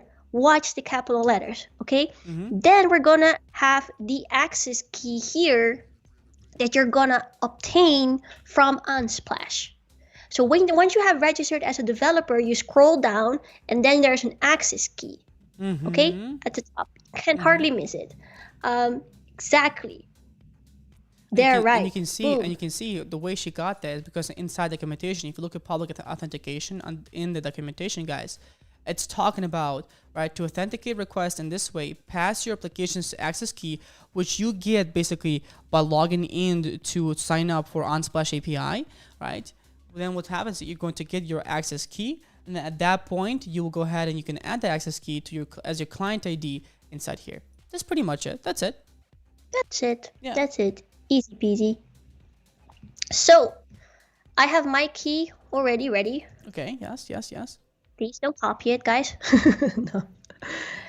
And then correct. So this way, if they do, it's fine. It doesn't matter. It's not like fine. Doesn't matter. We don't get charged for this anyway, so it doesn't matter. No, Unsplash is free anyway. Yeah. So, but this is how I created the Axios server, basically. Okay, so I can use this one everywhere in my app because I'm exporting it here. Plus, I just need to import it in my other component. Wait, so how do you do how do we name it? Is there a way to name this as well? Like name this Axios server or no? Well, we created a file called Unsplash. So within our, like, for example, I know for sure that we're going to be using it in the app.js. So let me show you here. So let's go like this. Import Unsplash. Yeah. Be amazed. And then we're going to do this. Oh, interesting. Yes. Okay, look at that, guys. That is pretty sick, I will say. That is pretty damn sick. So we created our own server. I mean, it's not our own server. It's just a way for us to be able to define a API call, basically, using Axios. So it's very simple for us then to use it, and we don't have to define it out, in a different place. Pretty cool. Damn, Jesse, that is awesome. All right, Jesse, let's keep going. Yeah. We haven't defined it in a different place. What do you mean? So it says, you attempted to import API Unsplash, which falls outside of the project source directory. So it's outside of source. The reason why, let me look at this. Because where? Let me see. Oh, I know why. Because you should not. Okay, there we go. Now it's so good. So you don't use the dot. There we go. Okay, awesome. No dot. Yeah. Yes. So we got that. Now what do we do, Jesse? Well, we first talked about, let's first go back to the header. Okay. Because the header is actually the place where we start. I always like when I make an app or develop the app, I always like to think in the story, right? The user story. Correct. And then once we put in something in the input, we want to catch that. So what could we use for that? How do we catch something in an input? Well, you're using something called onSubmit or onClick or onSubmit, I think. OnSubmit. For the input is onChange, but the button is definitely going to be the one that's going to be submitting something. Okay, so we're going to keep track. We're We're going to keep track Yeah. of the input. Okay, makes sense. Okay, go ahead. Keep So going. let's do this first. Mm-hmm. So an unchanged event is actually an event. Mm-hmm. So technically, your input is an HTML element that is waiting for this unchanged event to happen. Correct. Unchanged just means like, help, there's something happening in my input. Correct. And then he catches that. So for now, I'm going to console log this so you can test it out. And the event is actually, I think, an object. So therefore, within that object, we have target and value as keys. Nice. So we can grab that value from that input. Nice. So, So maybe you can show this. So if I go ahead and save this, guys, let's go back to it and save the app.js, save the header. Here's what's going to happen. If I go ahead and right click on this inspect element on here, if I go to console, okay, so let's go ahead and clear this console out for a second. If I start typing, you see right there, boom. Woo! That's the target value that Jess is printing out right here. And the reason why we're doing this is pretty simple. It's because we want to save this, right? We want to be able to save this value, right, in something called a state, right? In state, so that we can go ahead and actually use it and then apply it when you submit it, right? So for example, Jessie right now, she's going to create a input state, right? The input and set input using something called the use state, which is, if you use state, is basically think of it as like database for your own components, right? Every single component in ReactJS has its own little database called state, right? Called state. And so whenever you make change to that state, right, to that database, it refreshes, right? It keeps track of that. And so that is what Jessie is doing. You can see here, she created a use state of where the default, this is basically not an empty string, okay? Yeah. This is the input, this is the actual value. The set input is the change function, the onChange function, right? So if you want to change this specific value, you just simply call this function, and that's pretty much it. So that means if I go ahead and say the onChange in here, right, all I have to do is instead of doing instead of doing that, we simply do set input target value. So we're gonna get the value from our input, and we're going to change it inside our, oh, what happened? Oh, there we go. Inside our what? Inside our specific input. That's it. And now every single time when you change, this is going to change as well. It's very, very, very, very simple. Simple as that. Yeah. And I can show you the next feature we're going to be adding as well, because now you see that everything changes when Nas was typing something in the input. Yes. But we don't want all of those letters, right? We don't want that pyramid of letters. We just want the last word, Yes, basically. correct. Yes. So what we do, which moment is that? When we're clicking the button. When you click the button. pressing the enter. Correct. When you click the button, So- or when you press the enter, of course. Yeah. Press the enter. Same. It's the same. So upon a function, Okay. once we click on we press enter, not the button, because we made that one disappear. Yes. Just to be clear. Again, the reason why this works, let me just explain this. They unclick the submit because the button submit by default has functionality for you to be able to hit enter, and it will call the button. It will call the submit button. That's actually what's going to happen, basically, right, by default. So then we're going to create a function called right there onSearch submit, as Jess is creating right here. Okay, right there, beautiful, beautiful. And we're doing this print the default because there's some other, like whenever you click a button, right, like when you hit enter, by default it wants you to take you to another page. But we want to prevent that by saying print default to do that. Okay, makes sense? Good. Awesome.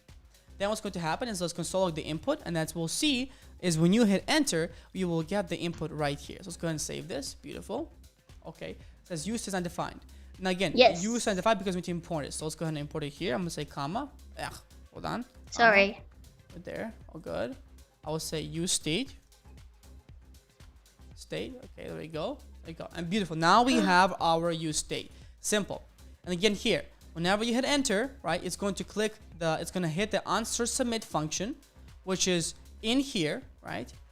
And our input is always updated because if the input gets updated through what? Through our onChange function right here. That's pretty much it, guys. That's all you have to think about, okay? So let's go ahead and save that. So we'll go ahead and save that. Beautiful. Okay, so save that, and now let's go ahead and refresh this. Beautiful. All right. Now let's go ahead and see. If I go ahead and now Command K to clear this out. If I'm typing, right, and I say enter, boom. This is the input. Oh. ASDF, whatever it might be, right? If I say, for example, cars, let's say, hit enter, this is the input, cars, right? How sick is that, guys? By the way, guys, we are currently at 666 likes. Let's get us to 700 likes. Can we get to 700? What? Can we get to 700, Jesse? Can we get to 700? Guys? I'm sure we can. 700. Let's get to 700 and let's finish this Pinterest clone today. Right now, we are so close at this point. It's insane, guys.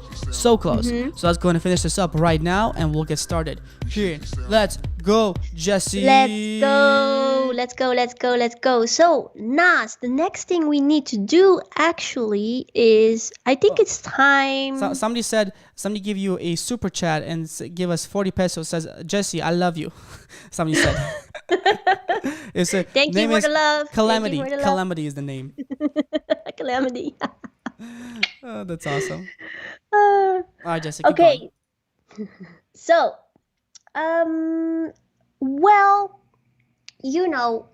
we actually want, what do we want to do with this input, guys? We want this input, we want to make an API call with that to the Unsplash, right? Correct. And then we want those pins to be, next step, to be distributed or passed in as props.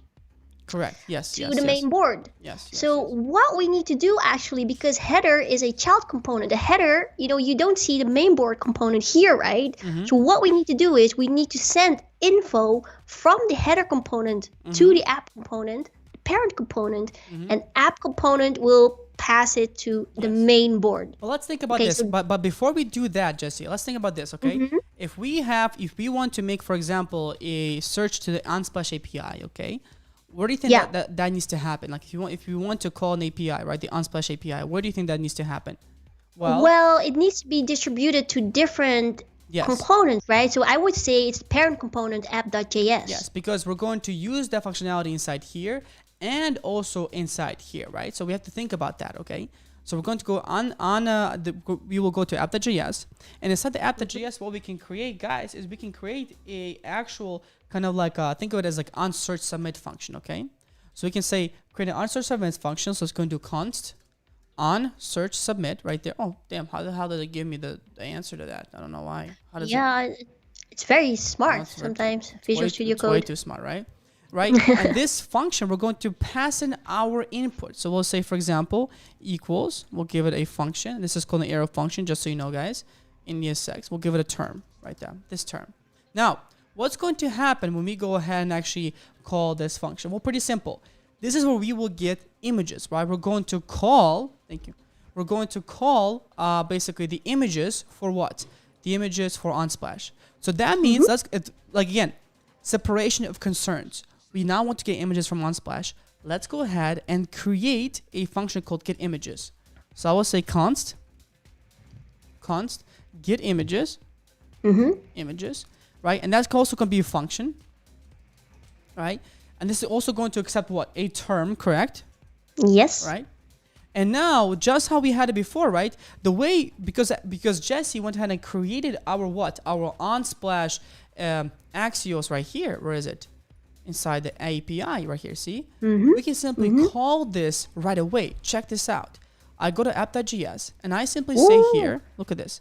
Here's how cool this is. I can simply say Unsplash return, here, we'll do Unsplash right here, unsplash.get, and we'll give it the URL, and we'll give it the what? What URL we're going to give it? Well, the one that we found in the search query area, right? Yes. So within the documentation of Unsplash. Correct. So the one that we're going to look for is actually the search photos. Let's go ahead and do search photos right here. That's going to be which one? It's going to be pretty much this one. So HTTPS, API, Unsplash search photos right here. Boom. Oh, you got it. Thank you, Jesse. yeah, of course. No, I know you were looking there. So exactly that where Nas is looking, that's exactly the source of it. And also you need to give it some params, right? Yes. It also says it at the top. Params. Correct. And then within this params is an object and has a key, and it expects Right they're there. actually what you want to search for. Yeah, So right there. Right there. this. Right there. And again, the params are based on this. As you can see, guys, right, we have a query param, we have a page param, a per page param, and so forth. And by default, the per page param is just simply 10, right? That's how we know, right? That's how we know that, that's how many photos we're going to get back every time we quick search. And that's what the parameter we're going to pass into our query. So let's go ahead and do that, save that. And now let's just call, let's go ahead and call this Unsplash. Let's do get images. Let's actually call it what using the term, right? Now, Definitely. of course, right now, nothing's gonna happen because we need to, nothing's called the answer submit. So let's do answer submit just as a test. Let's go ahead and call it with, what should we do? Car? I know. Fine, I'll do You Bali. love cars, don't you, I Nas? don't know why. Bali, how about that? Bali. Bali, how about that? Let's Okay. go, Bali. So here, we'll do Bali. Okay, we'll do Bali right here. And so now if I go back to my right there, okay, check this out. Let's go ahead and do network. Okay, you will now see here, right there, where is it? Photos Bali. Look at this. And here's our results, guys. Check this out. We get our results. Let's go. Appreciate your sound, needed for innovation.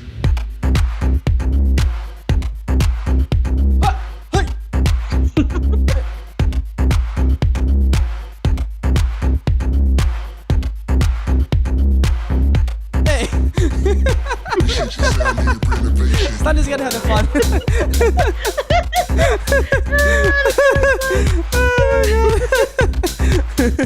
You gotta have fun sometimes, I know. Especially on Friday night. It's Friday night here. It's Friday night. Let's go. This is the result we got back from Unsplash. Okay, isn't that awesome? Yes. Like an array with 10 objects, and Right there. each of those objects, what do they contain, Naz? They contain, look at this. I'm not sure what do they contain, Jesse. Actually, you tell me. A lot though. But what you should be looking for is the URLs. Where's the URL? There. Where? No, where? bottom. Oh, URLs right there. Above So right you. there. Yeah. URLs. We have a full URL, a raw, a regular, Yes. a small, a thumbnail. And so our goal is we're going to go ahead and get which one? Well, usually the Regular? regular one Here's the regular is good. one. Okay. So Yeah. you can see we But made. you can Go test ahead. it out, Naz. You can test it out. You can copy one URL and paste it in your browser. Can we copy it? Yeah. Let's I copy mean, it's it, just Jesse. like it works in Source, right? Let's copy it, For an Jesse. image. Hold on. So let's go ahead and copy this, guys. Copy, paste, copy, Copy paste. pasta. Copy pasta. Pasta in Ooh. here. Oh, that looks. Oh, Jesse, why am I not there, Jesse? How is the question? Something with a C. Anyways, isn't this amazing, guys? Woo! Bali, let's go! Oh my God. Always be positive, guys. Always. Okay. So here, that's how you can Thank you, test. Calamity. Love you that too. you Alright, Calamity said the same That's thing. how you can test that your API code to Unsplash went perfecto. Yes, Okay. yes, exactly. So let's go. Let's do this go right now. now. So we got the answer submit. Okay, Jesse, let's go ahead and drive us. What's next? Jesse? So, I think we want to call this unsearch submit when we're doing what? When we're pressing enter. Enter. So how do we do that, Jesse? So when we go back to header.js, Okay, right there. upon the on click, we have the unsearch submit. Correct, right here. Sounds familiar? Yes, familiar. So here, we're going to be calling that function within app component. But wait, how can I call a function in a parent component from a child? That's a good point. Well, the way you do it is you can actually pass in, guys. You can pass in a function as an actual prop, or think of it as a parameter. Not a prop. A prop to a component is think of it as like a parameter to a function, right? So don't confuse that. It's a pretty simple term to understand, okay? Prop is like a parameter to a function. So within the header, no, let me start at the beginning, but the header will receive props, which is the function. So when we Correct. go back to app.js, Okay. let's pass that function in. And Okay. let's call it unsubmit, Right you here. know. Go ahead, do it. Let's do it, call do it unsubmit. Yeah, you can do it. No, you do it. You do it. Okay. Unsubmit. And we're going to pass in that function that we made, okay? So it's the unsearch submit. So just to be really clear about this, guys, these are different things. But here, look, on submit is the key on props, okay? Because props are always an object. And on that key, we will have the onSearch submit function.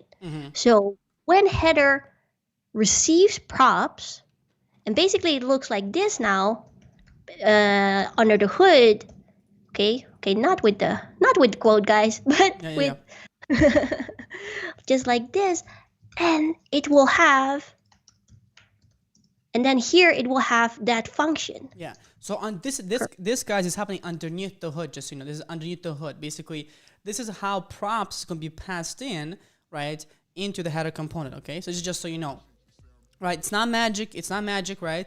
Underneath the hood, when you pass in a prop into here, right, it's like you're passing a parameter into a function, and you're giving the parameter a function called onSearch submit, and then we accept it by saying like this, and then we can say what? We can do props, what? Props dot what?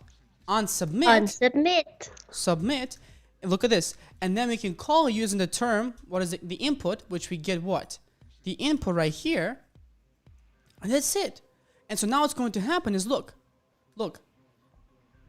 this right here is going to call the onSubmit function. Let's go remove this onSubmit function, which is actually inside the app.js, which is right here, right there. See? So now if I go ahead and do this, if I say console.log, sorry. Bless you. No. Water. onSearch submit, right there, right there, and I give it a term. Let's say term, okay. So let's go ahead and save this. Beautiful. If I do that, guys, check this out. If I do that, look at this. What's going to happen is pretty simple. I will go ahead and do this right now. And let's go ahead and inspect element. Console. Let's do this Bali. Look at that. onSearch submit Bali. And that's the one, guys. How cool is that? Huh?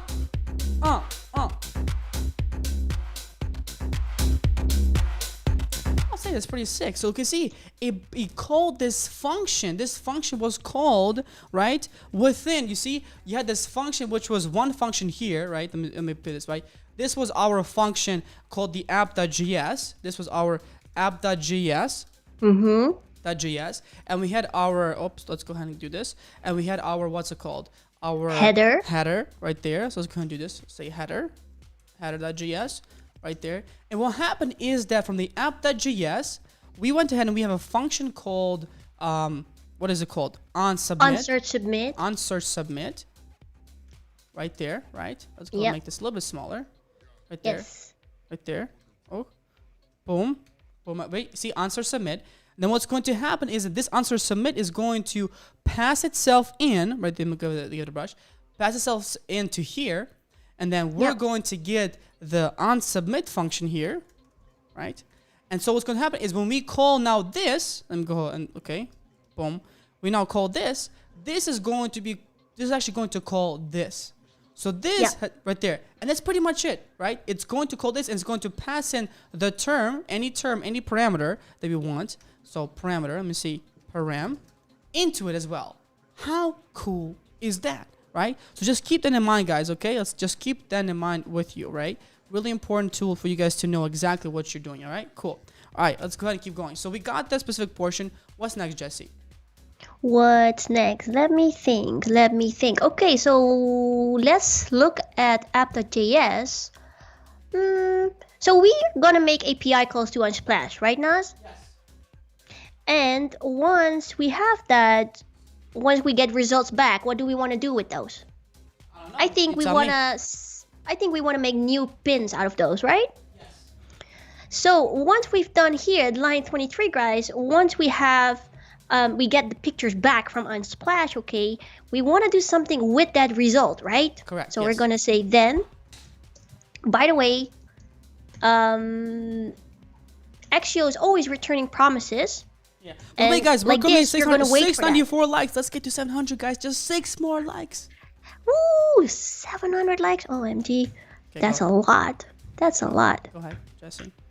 So get images term. We're going to wait for that function to come back with the pictures, and then we have the result of that. Okay, so let's do something with that. So let's catch that in a variable and say rest.data.results, this one on the right side, this actually what we're getting back from Unsplash. Remember we had that results and array and then we flipped out? Right here. See, that's exactly that. Right there. See this results right here, guys? We see this result? This is the result we're calling right here. So this directly maps to that right there. Directly maps to that, just so you know, okay? So we want to store that within a new array and we call that new pins, okay? What we want to do there is actually we want to have all of the results in there, all of it. So we're going to use something spread operator and we're also going to do that for previous pins that we have because at the top of this app, we also want to do something else. We always want to know a certain state, okay? A certain state regarding the pins because that's what we want, right? So here again, pins, set new pins. So these pins, guys, are going to reference whatever pins you have here. So these pins are going to contain the data, okay, to show all of these other pins right here, right? That's how this is going to work. It's pretty simple, right? So let's go ahead and keep going, Jesse. So okay, go ahead. So we have a state here of pins. And then with the React hook of useState, which has a default of an empty array. So if we don't have any pins, it will just have an empty array. Okay, but with setNewPins, this function, which is the setter, we can set the value of pins. Okay, so once we have new pins here, what we're going to do is, well, first we're going to sort it a little bit because we don't want pins like 10 dogs, 10 cats, 10 cars. We don't want that. We want to shuffle that a little bit. Okay, so we're going to use a sort function here to do that.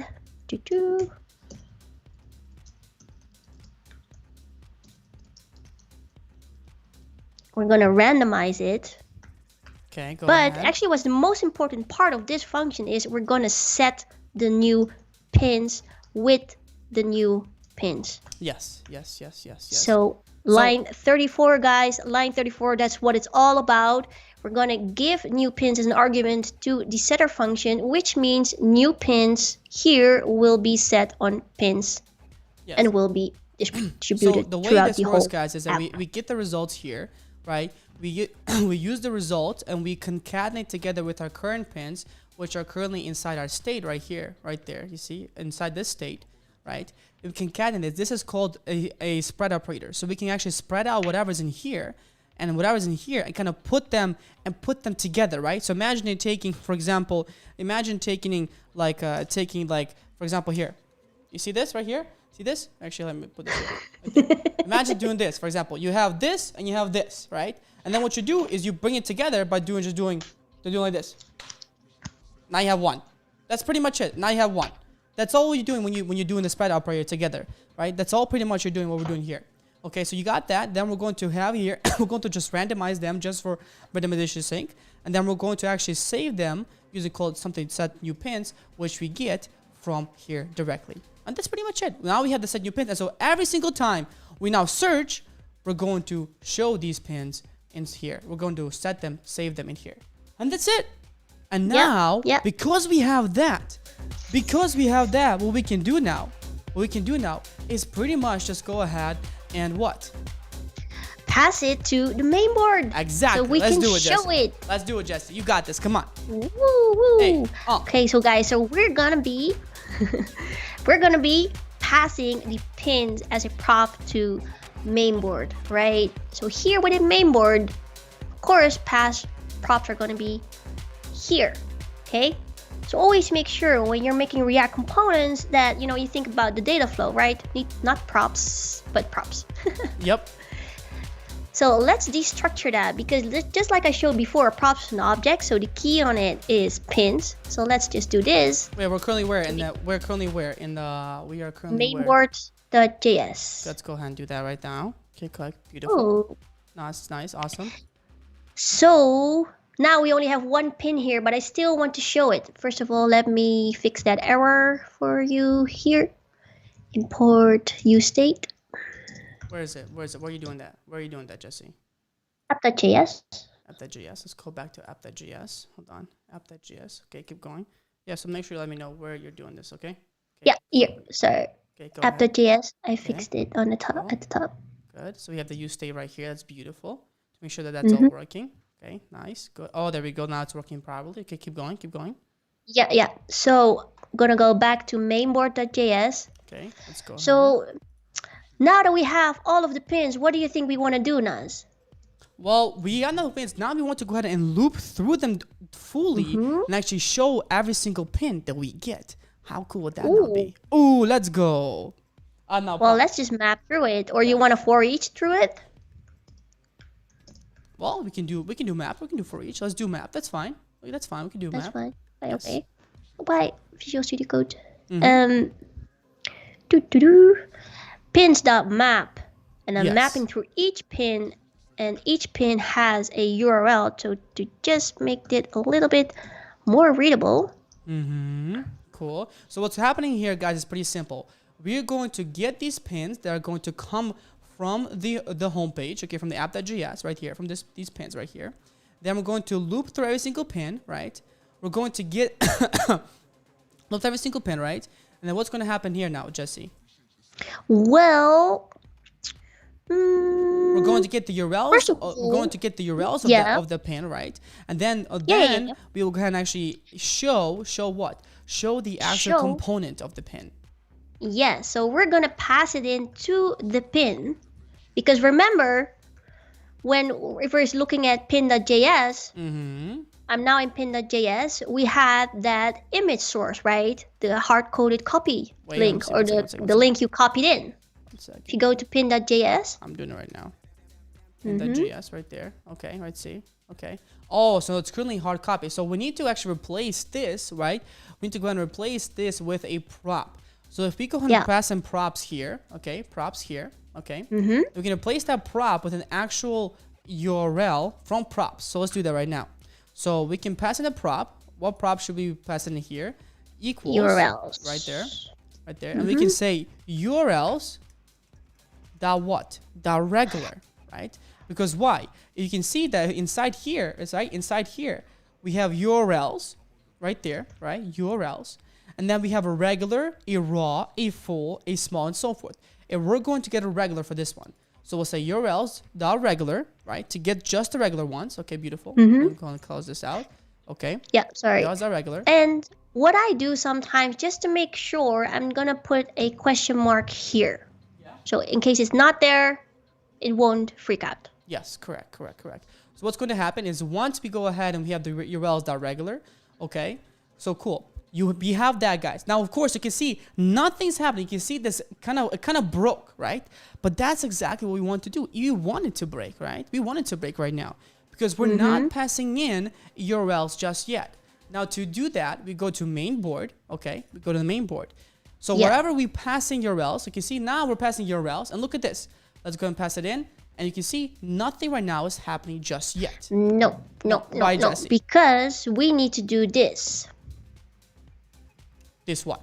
Oh, let's go. Hold on. We need to we need to save this. Hold on, save this.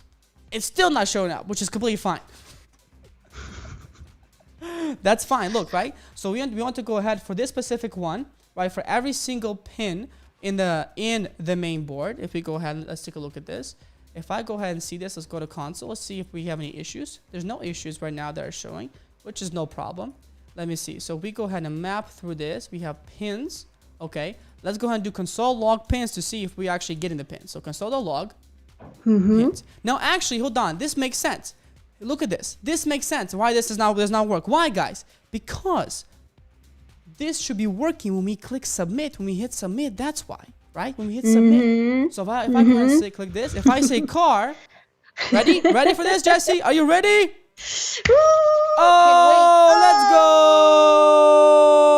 go! That's what I'm talking about. Make it a little bigger, Naz. Hold on, look at this. Oh, that is so cool. Guys, by the way, thank you so much, guys. We are currently at 715 likes. Let's get to 800 likes. You guys are amazing. Thank you so much. Let's go ahead and keep going. We're almost there. Let's go ahead and make it so good.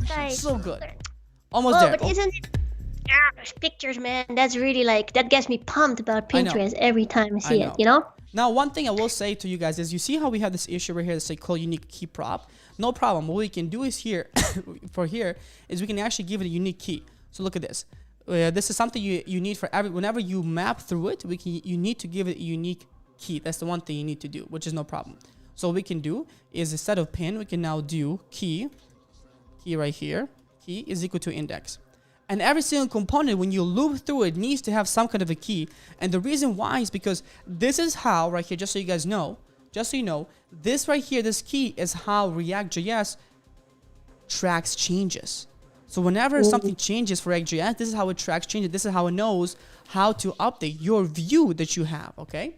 Cool. So let's kind of keep going with this. That's also what makes it really fast, Yes, right? yes. Okay. So we save that. Keep going, Jesse. Ooh, so keep going. You know what, Naz? Yes.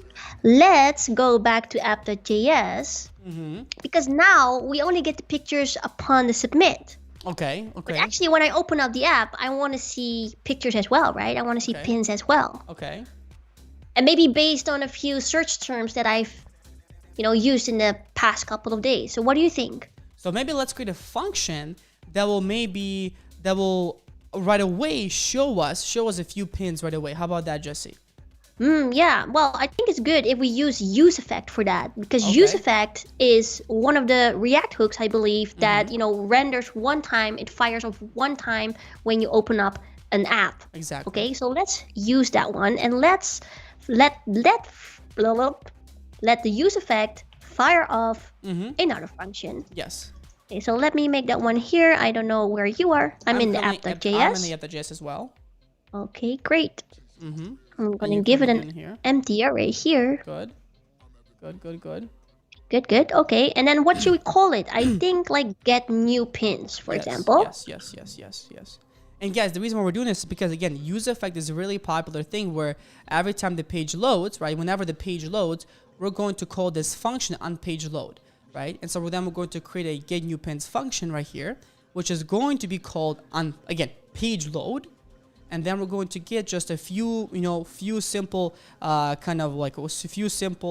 pins for us to show right away from the get-go. So let's go and see this. So what we're going to do is we're going to create multiple promises here. The reason why we're creating multiple promises is because, again, we're going to have multiple, multiple calls to the API, multiple request API. Because if I do this, check this out. If we do this, if we think about this, let me go ahead and click a brush. And let me go ahead and freeze this, right?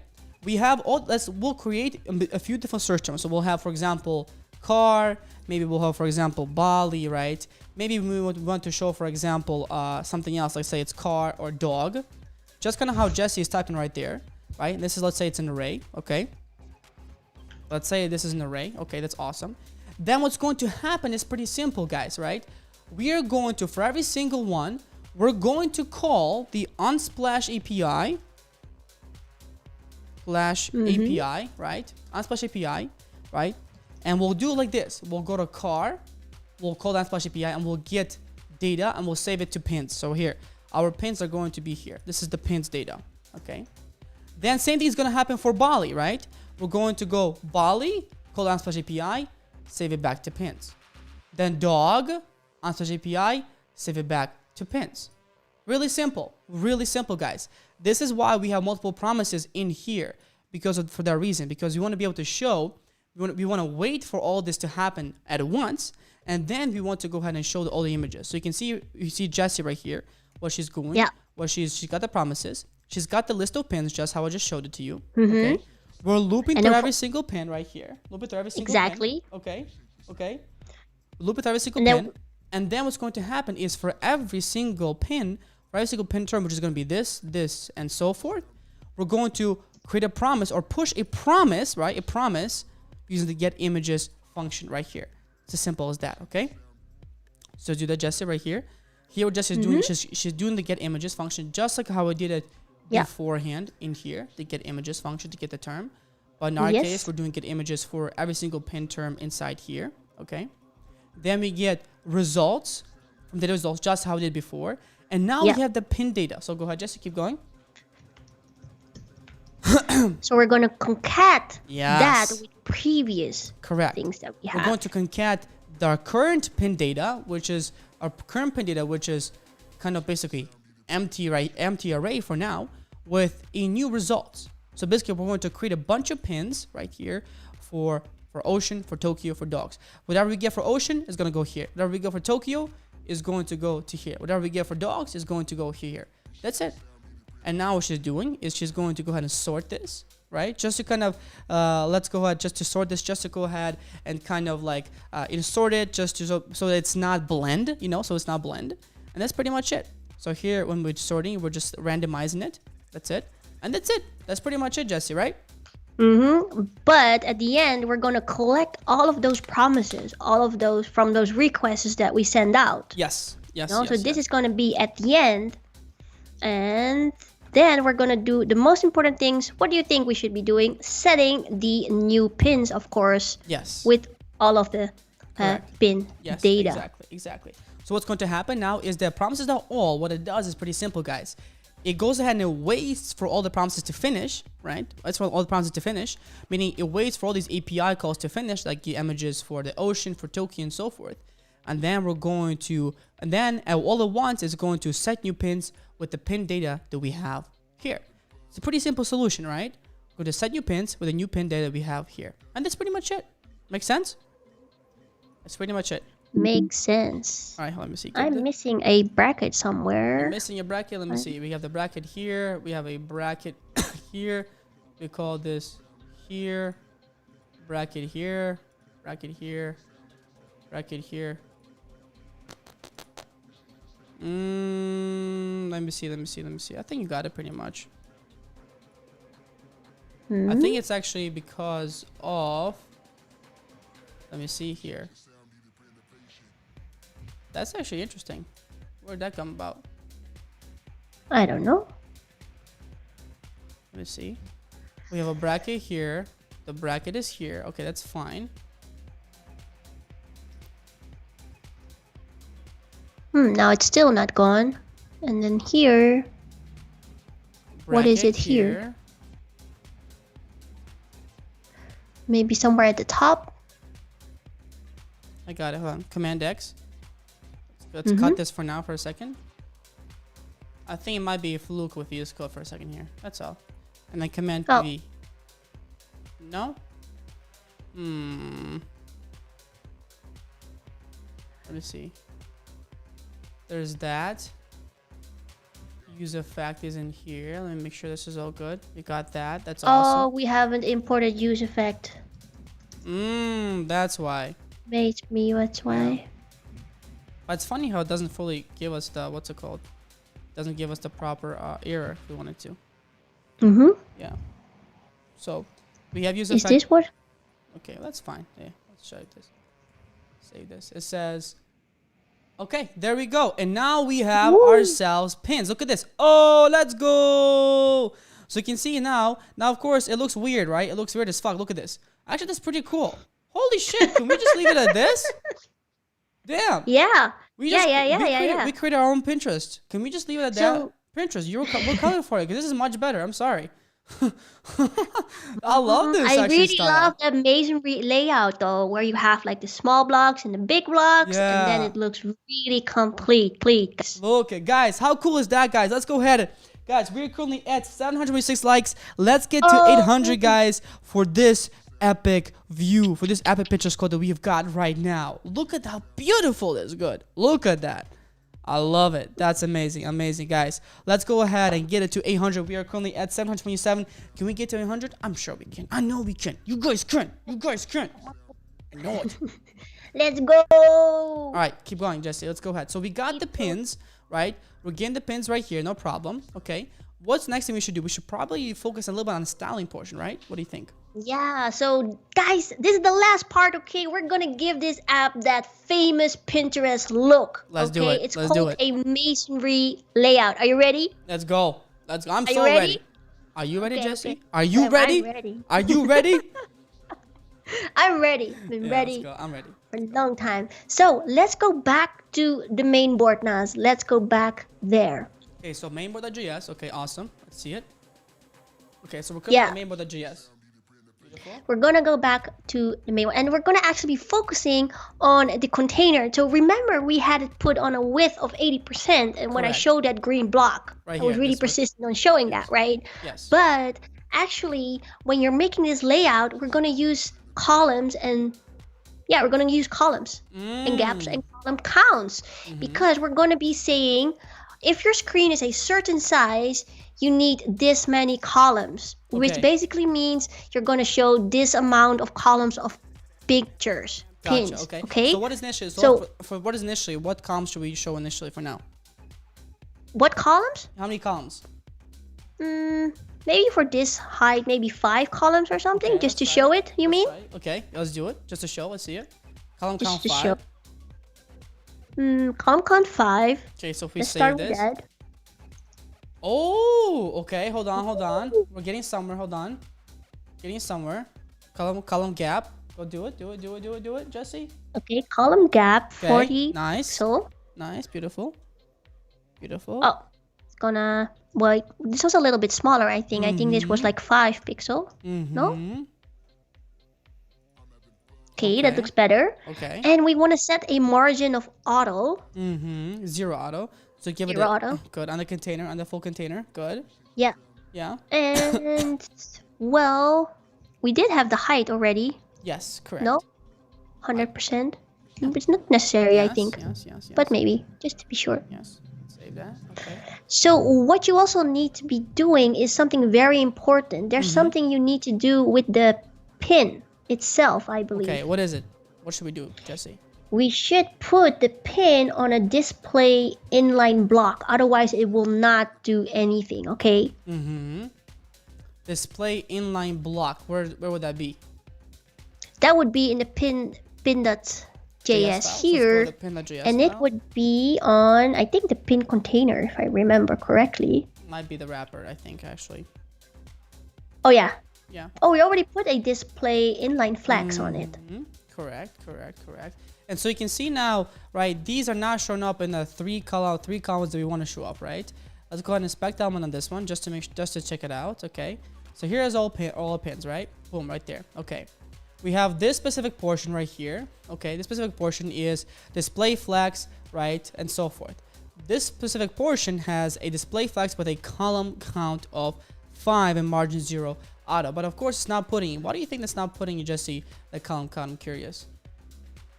That's a good question. So here's what we can do. Let me see. So if I go ahead, if we have this specific thing, let me see. Let's check this out. Because I think it's because of the fact of this. So we see column gap, column count, margin 0 auto. Let's see bar height. Don't need this. So we have the container, which is fine. Okay. Display flex. Okay. Let's go ahead and do align. Can I do align item center? That's fine. Ooh, cancel. That's fine. Let's go ahead and now do the following. So we got that. Let me see. Column. What is it called? Column what? Column count? Column count. Or what do you mean? Column count and CSS right there. So for column count to work properly, let's see. For column count to work properly, we need to do what? No, just like that. That's fine. Column count. So column count of 3, column count of 4, depending. I think it's actually because of the fact that it's going out. So for example, I think what we need to do, Jesse, in here is inside this container. You see how we have this container goes outside the width of this. So we need to prevent it from going outside the width of this. You see, this is this width has a width of this. So we actually almost need to, I think, remove this width right there. That's fine.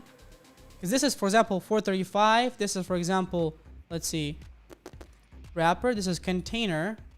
Look at that. The width of this is 1,000 pixels. You see, this is, however, container. Okay, I see. Okay. Hold on. This right here is 944 pixels. Let's see. Okay, let me see.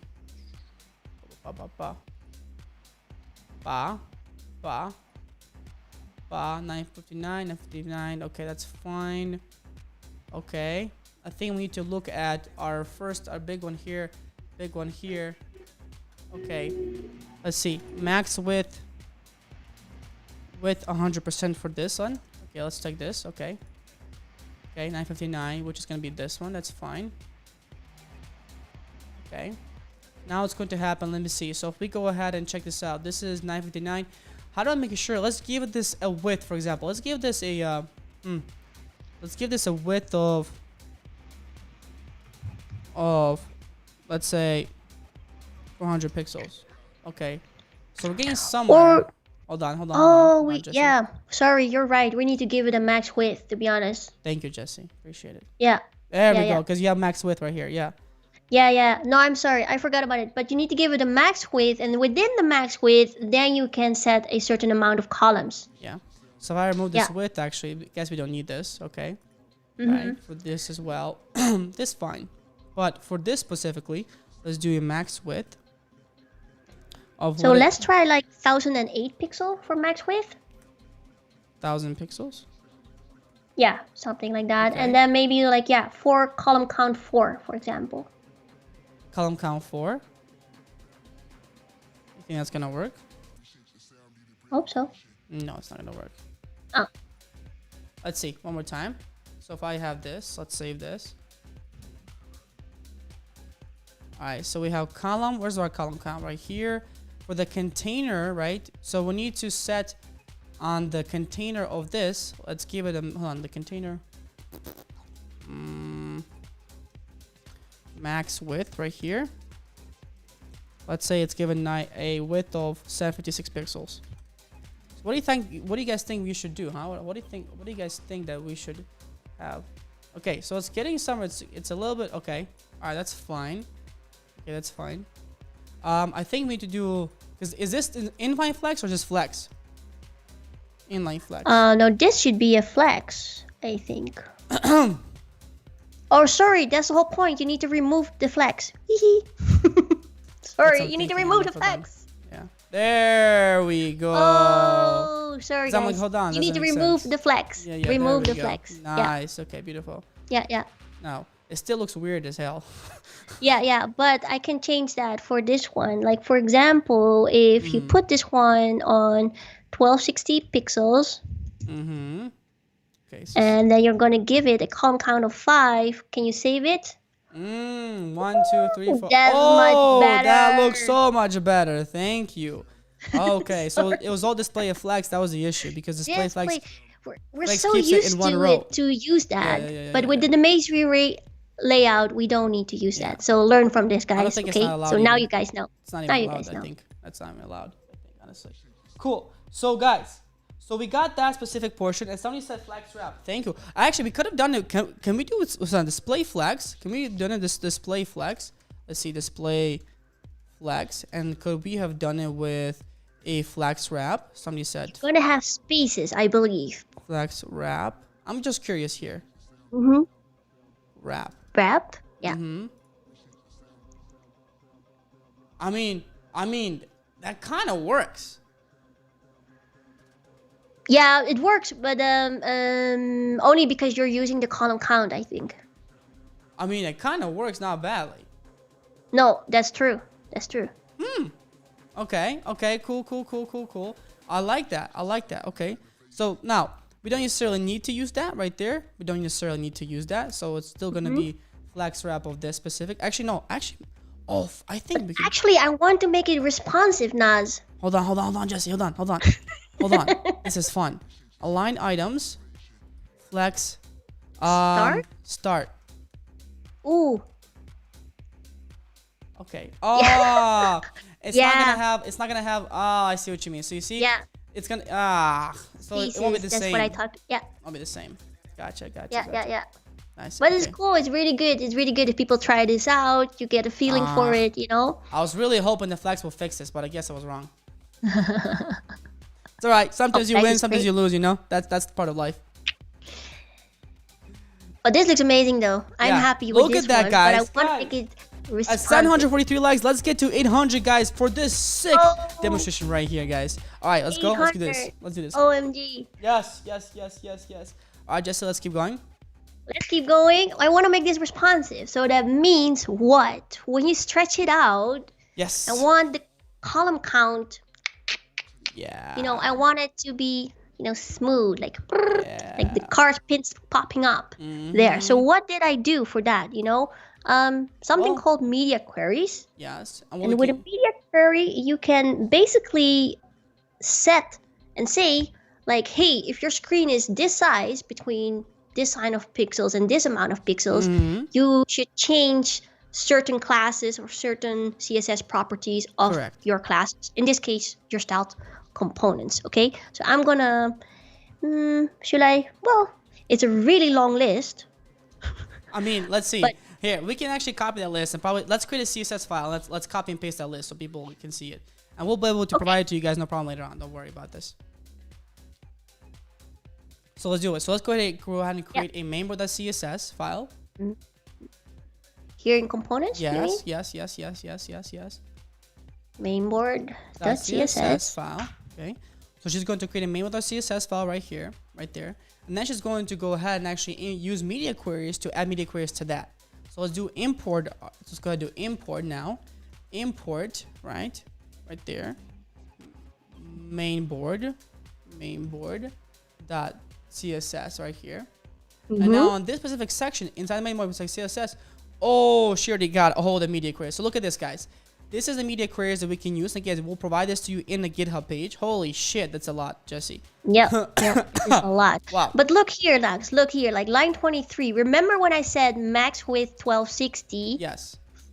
Oh, sorry, this is min width here, but max width it's here, max width 1260, and then I'm going to give it a column count of 5.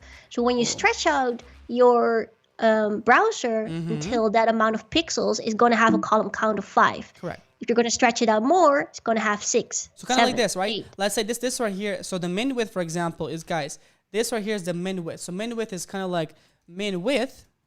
It's pretty simple to understand. It's basically the min width of this container, of the whole box, right? Of the whole browser, right? That's the min width. Max width right here is till how far will it go? Maybe it will go till this width, right? Now, basically from here to here, right? We'll add the container width of 1,512 pixels and a column count of 6, right? That's pretty much all it's set. So the column count will increase. Here, for example, for a max width of 1260 and a min width of 1260 and a max width of 1511, right? We'll do a column count of 5. Pretty simple as that, right? So we go ahead and check this out. Let's go ahead and save this. Jesse, you ready for this? Yes, but now we still have a default because we have put the max mainboard width now on a certain max width. Remember? What do you mean? Oh, So, yeah. So let's go do this. Let's go ahead and do this. So we'll do here. Let's remove the max width. Where is it? Right there. So let's remove this one. Okay. Yeah, and let's remove the column count as well, please. And we don't want to remove the column gap, But that's still guys. not going to work. You know why? I know why. We need to import. Or what? We need to go ahead and actually add a class to this one. Oh, that's what you want to do. Yeah, mainboard okay. container. See? So we're gonna Yeah. this one. We'll say class name. Boom. Mainboard container. See? Woo! Hey! Let's go! Oh my god, it looks so good. Let's go.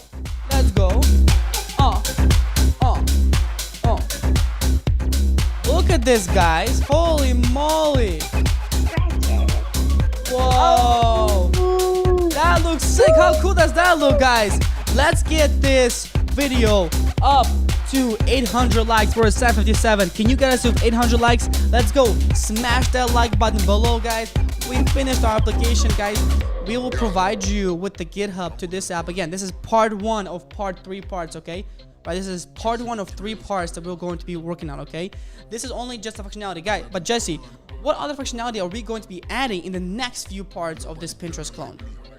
Well, like in a normal Pinterest, you can add pins to a board. Yes. Okay, you can add pins to a board, to newly created boards, and we're going to be, you want to see those boards, right? So we're going to be making a user profile. Ooh. Super sick, super super jacked, a lot of data flow, That's a lot awesome. of CSS, HTML styles components. Okay, like get ready, guys. This one is gonna be one hell of a series. Okay, Yes, so yes, yes, I'm yes, yes.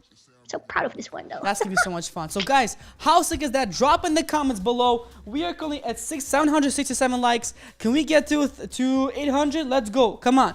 Can we get to 800 likes, guys? I'm sure we can. I know we can. Guys, one last thing I will tell you, okay? Really important, guys. So, yeah, like I said, we finished our Pinterest clone. It looks really cool. If I, for example, now type in car, look at this. I can type in car, and look at that. It adds car right there. Boom, boom, right? And randomizes it. That's the whole point of Pinterest, right? About randomization and making it look like a really nice board, right? That's the whole point of this. So that's awesome. That's awesome. Now, really quickly here, before we go ahead and finish with you guys. Again, we have a ReactJS workshop and now a ReactJS challenge for you down below. Link in the description, guys. If you want to check this out, completely free. You will learn how you will not only kickstart your career as a ReactJS developer, but you will also go ahead and build a Slack clone for your portfolio. You will get your own portfolio with using ReactJS. You will upload that portfolio online. You will upload Slack clone online. You will learn how to kickstart your career in terms of you will learn how to kickstart your career as a ReactJS developer. You will learn how to make money as a ReactJS developer. And you will learn how to become a six-figure developer in general, guys. Trust me, it's so much fun. We have thousands of people now at this point in this challenge. Join now. It is going to be so much fun the next few days. Again, it's going to start February 22nd. So join now because you will miss out. And you don't want to miss out. I'm sure you don't. If you join, hold on. If you've joined the ReactJS challenge, let us know in the comments below and we'll shout you out. So if you've joined to the ReactJS challenge, let us know in the comments below and we'll make sure to shout you out. Okay, guys? So Jesse, how was this build? How did you enjoy this? You enjoyed this? Oh man, I enjoyed it so much. I mean, look at this. And when you stretch it out, it will get all of the other pins as well. It's responsive, it looks slick, it has functionality to it, the icons look good, it's styled components. Like, I mean, what's there not to like? Yes. Naz, I love, love. It's so good. Love this. Yes. I hope you guys love this too. Give us some more likes. Smash that like button, okay? And join that 5-day ReactJS challenge, guys. You don't want to miss out. Next Monday, it's starting, okay? So be sure to subscribe or to register ASAP, okay? Wait, guys, please don't spam the chats, guys. We don't like that. You know, why? Let's keep it clean. We're all here to learn. Let's be nice. Just be nice and learn. What's the harm? There's nothing. Like, guys, just be nice, learn. If you don't like it, then go. Like, you know what I mean? That's as simple as that. If you don't like what you see, it's free. This is free, guys. Free, completely free. You pay $0. You pay nothing, right? So again, don't spam, be nice, because the more you spam, honestly, you only hurt yourself more, because you get into that mindset, you get into that state of, you know, being negative and being hurtful. And that's only going to propel you into a very bad trajectory in life, just in general. So being positive, being optimistic is a really important part of life, right? And now spreading so much negativity or so much, negativity or spamming, that only hurts more. It hurts you more than anybody else. Trust me, it hurts you more than anybody else. Because then you put negativity into your mind, and that gets to everything else that you're doing in your life. Might that be career, might that be family, might that be friends, anything else. And trust me, that's not a life that you want to live. Believe me. Believe me. So if you're trying to spam, if you're trying to spread negativity, if you're trying to say some stupid things, no reason. No reason. Okay? This is completely free for you. If you don't like it, just go. Just simple as that, right? No need for that. So guys, again, thank you so much, guys. Let's go ahead. Oh, Aisha's in the house. Hi, Aisha. So good to see you. Woo! So good to see you. That is amazing. So Aisha says, Jesse, can you repeat again about the 5-day challenge? Aisha, next Monday, we're starting a 5-day ReactJS challenge, okay? And we're going to be building the Slack clone, and it's going to be jacked. Okay, you're going to be learning so much from Naz and Daniel, amazing instructors at Clever Programmer. Okay, and what else are they going to learn, Naz? You're going to learn some ReactJS, some JavaScript, but probably also Redux, how to make money as a developer, how to start up your career. I mean, guys, for real, you don't want to be missing out on this. And it's free. Okay, it's free. It is free. You guys, all 5 days, you can join it and you can enjoy it and you can learn together with the community and meet a lot of new people too. That's why we want you guys to be positive, because this community is about learning together and being positive. So guys, I always say life's a gift. So that's why you got to take it as it is and make the best out of it. Yes, that's exactly. basically what it is. So Aisha, I hope that answers your question. Please come around. We love seeing you there. And of course, everybody else too. Very, very welcome. I hope you guys loved this Pinterest clone, by the way. That was so much fun. Can we get some more likes? Can we get some more more likes? likes? So we're currently at 784 likes. Let's get it to 20. Let's 16 more likes. Just 16. 16 more. And when we get to 800, then that's it. We're done, Zo. That's it. And we got a special, and then that's it. We're done. And then we celebrate, and then we all go home. So everybody, hit the like button, subscribe for more videos like this. Okay, let's get this to 800. We are currently at 785. Let's go. 800, guys. So close. So close. Let's get to 800, guys. Trust me. You won't regret this. It's just as simple as you just scroll down. You use the button, the cursor pointer. You scroll down. That's it. Now, guys, look at this again. I see so many students from PWJ, by the way, in the house. Thank you, Fanny. Thank you, Joe, for coming by. Amazing. Oh, man. That's so cool, though. 791, guys. Only 9 more to go. Come on. And, guys, like I said, I am very proud of what we just did, right? This is an amazing picture school. I cannot wait for us to build more on top of this and see what we can take out of this, right? It's pretty insane. So let me see. We're calling 7 likes. 798 likes. Hold on, 798. Come on. 797. Come on. Only 1 more to go.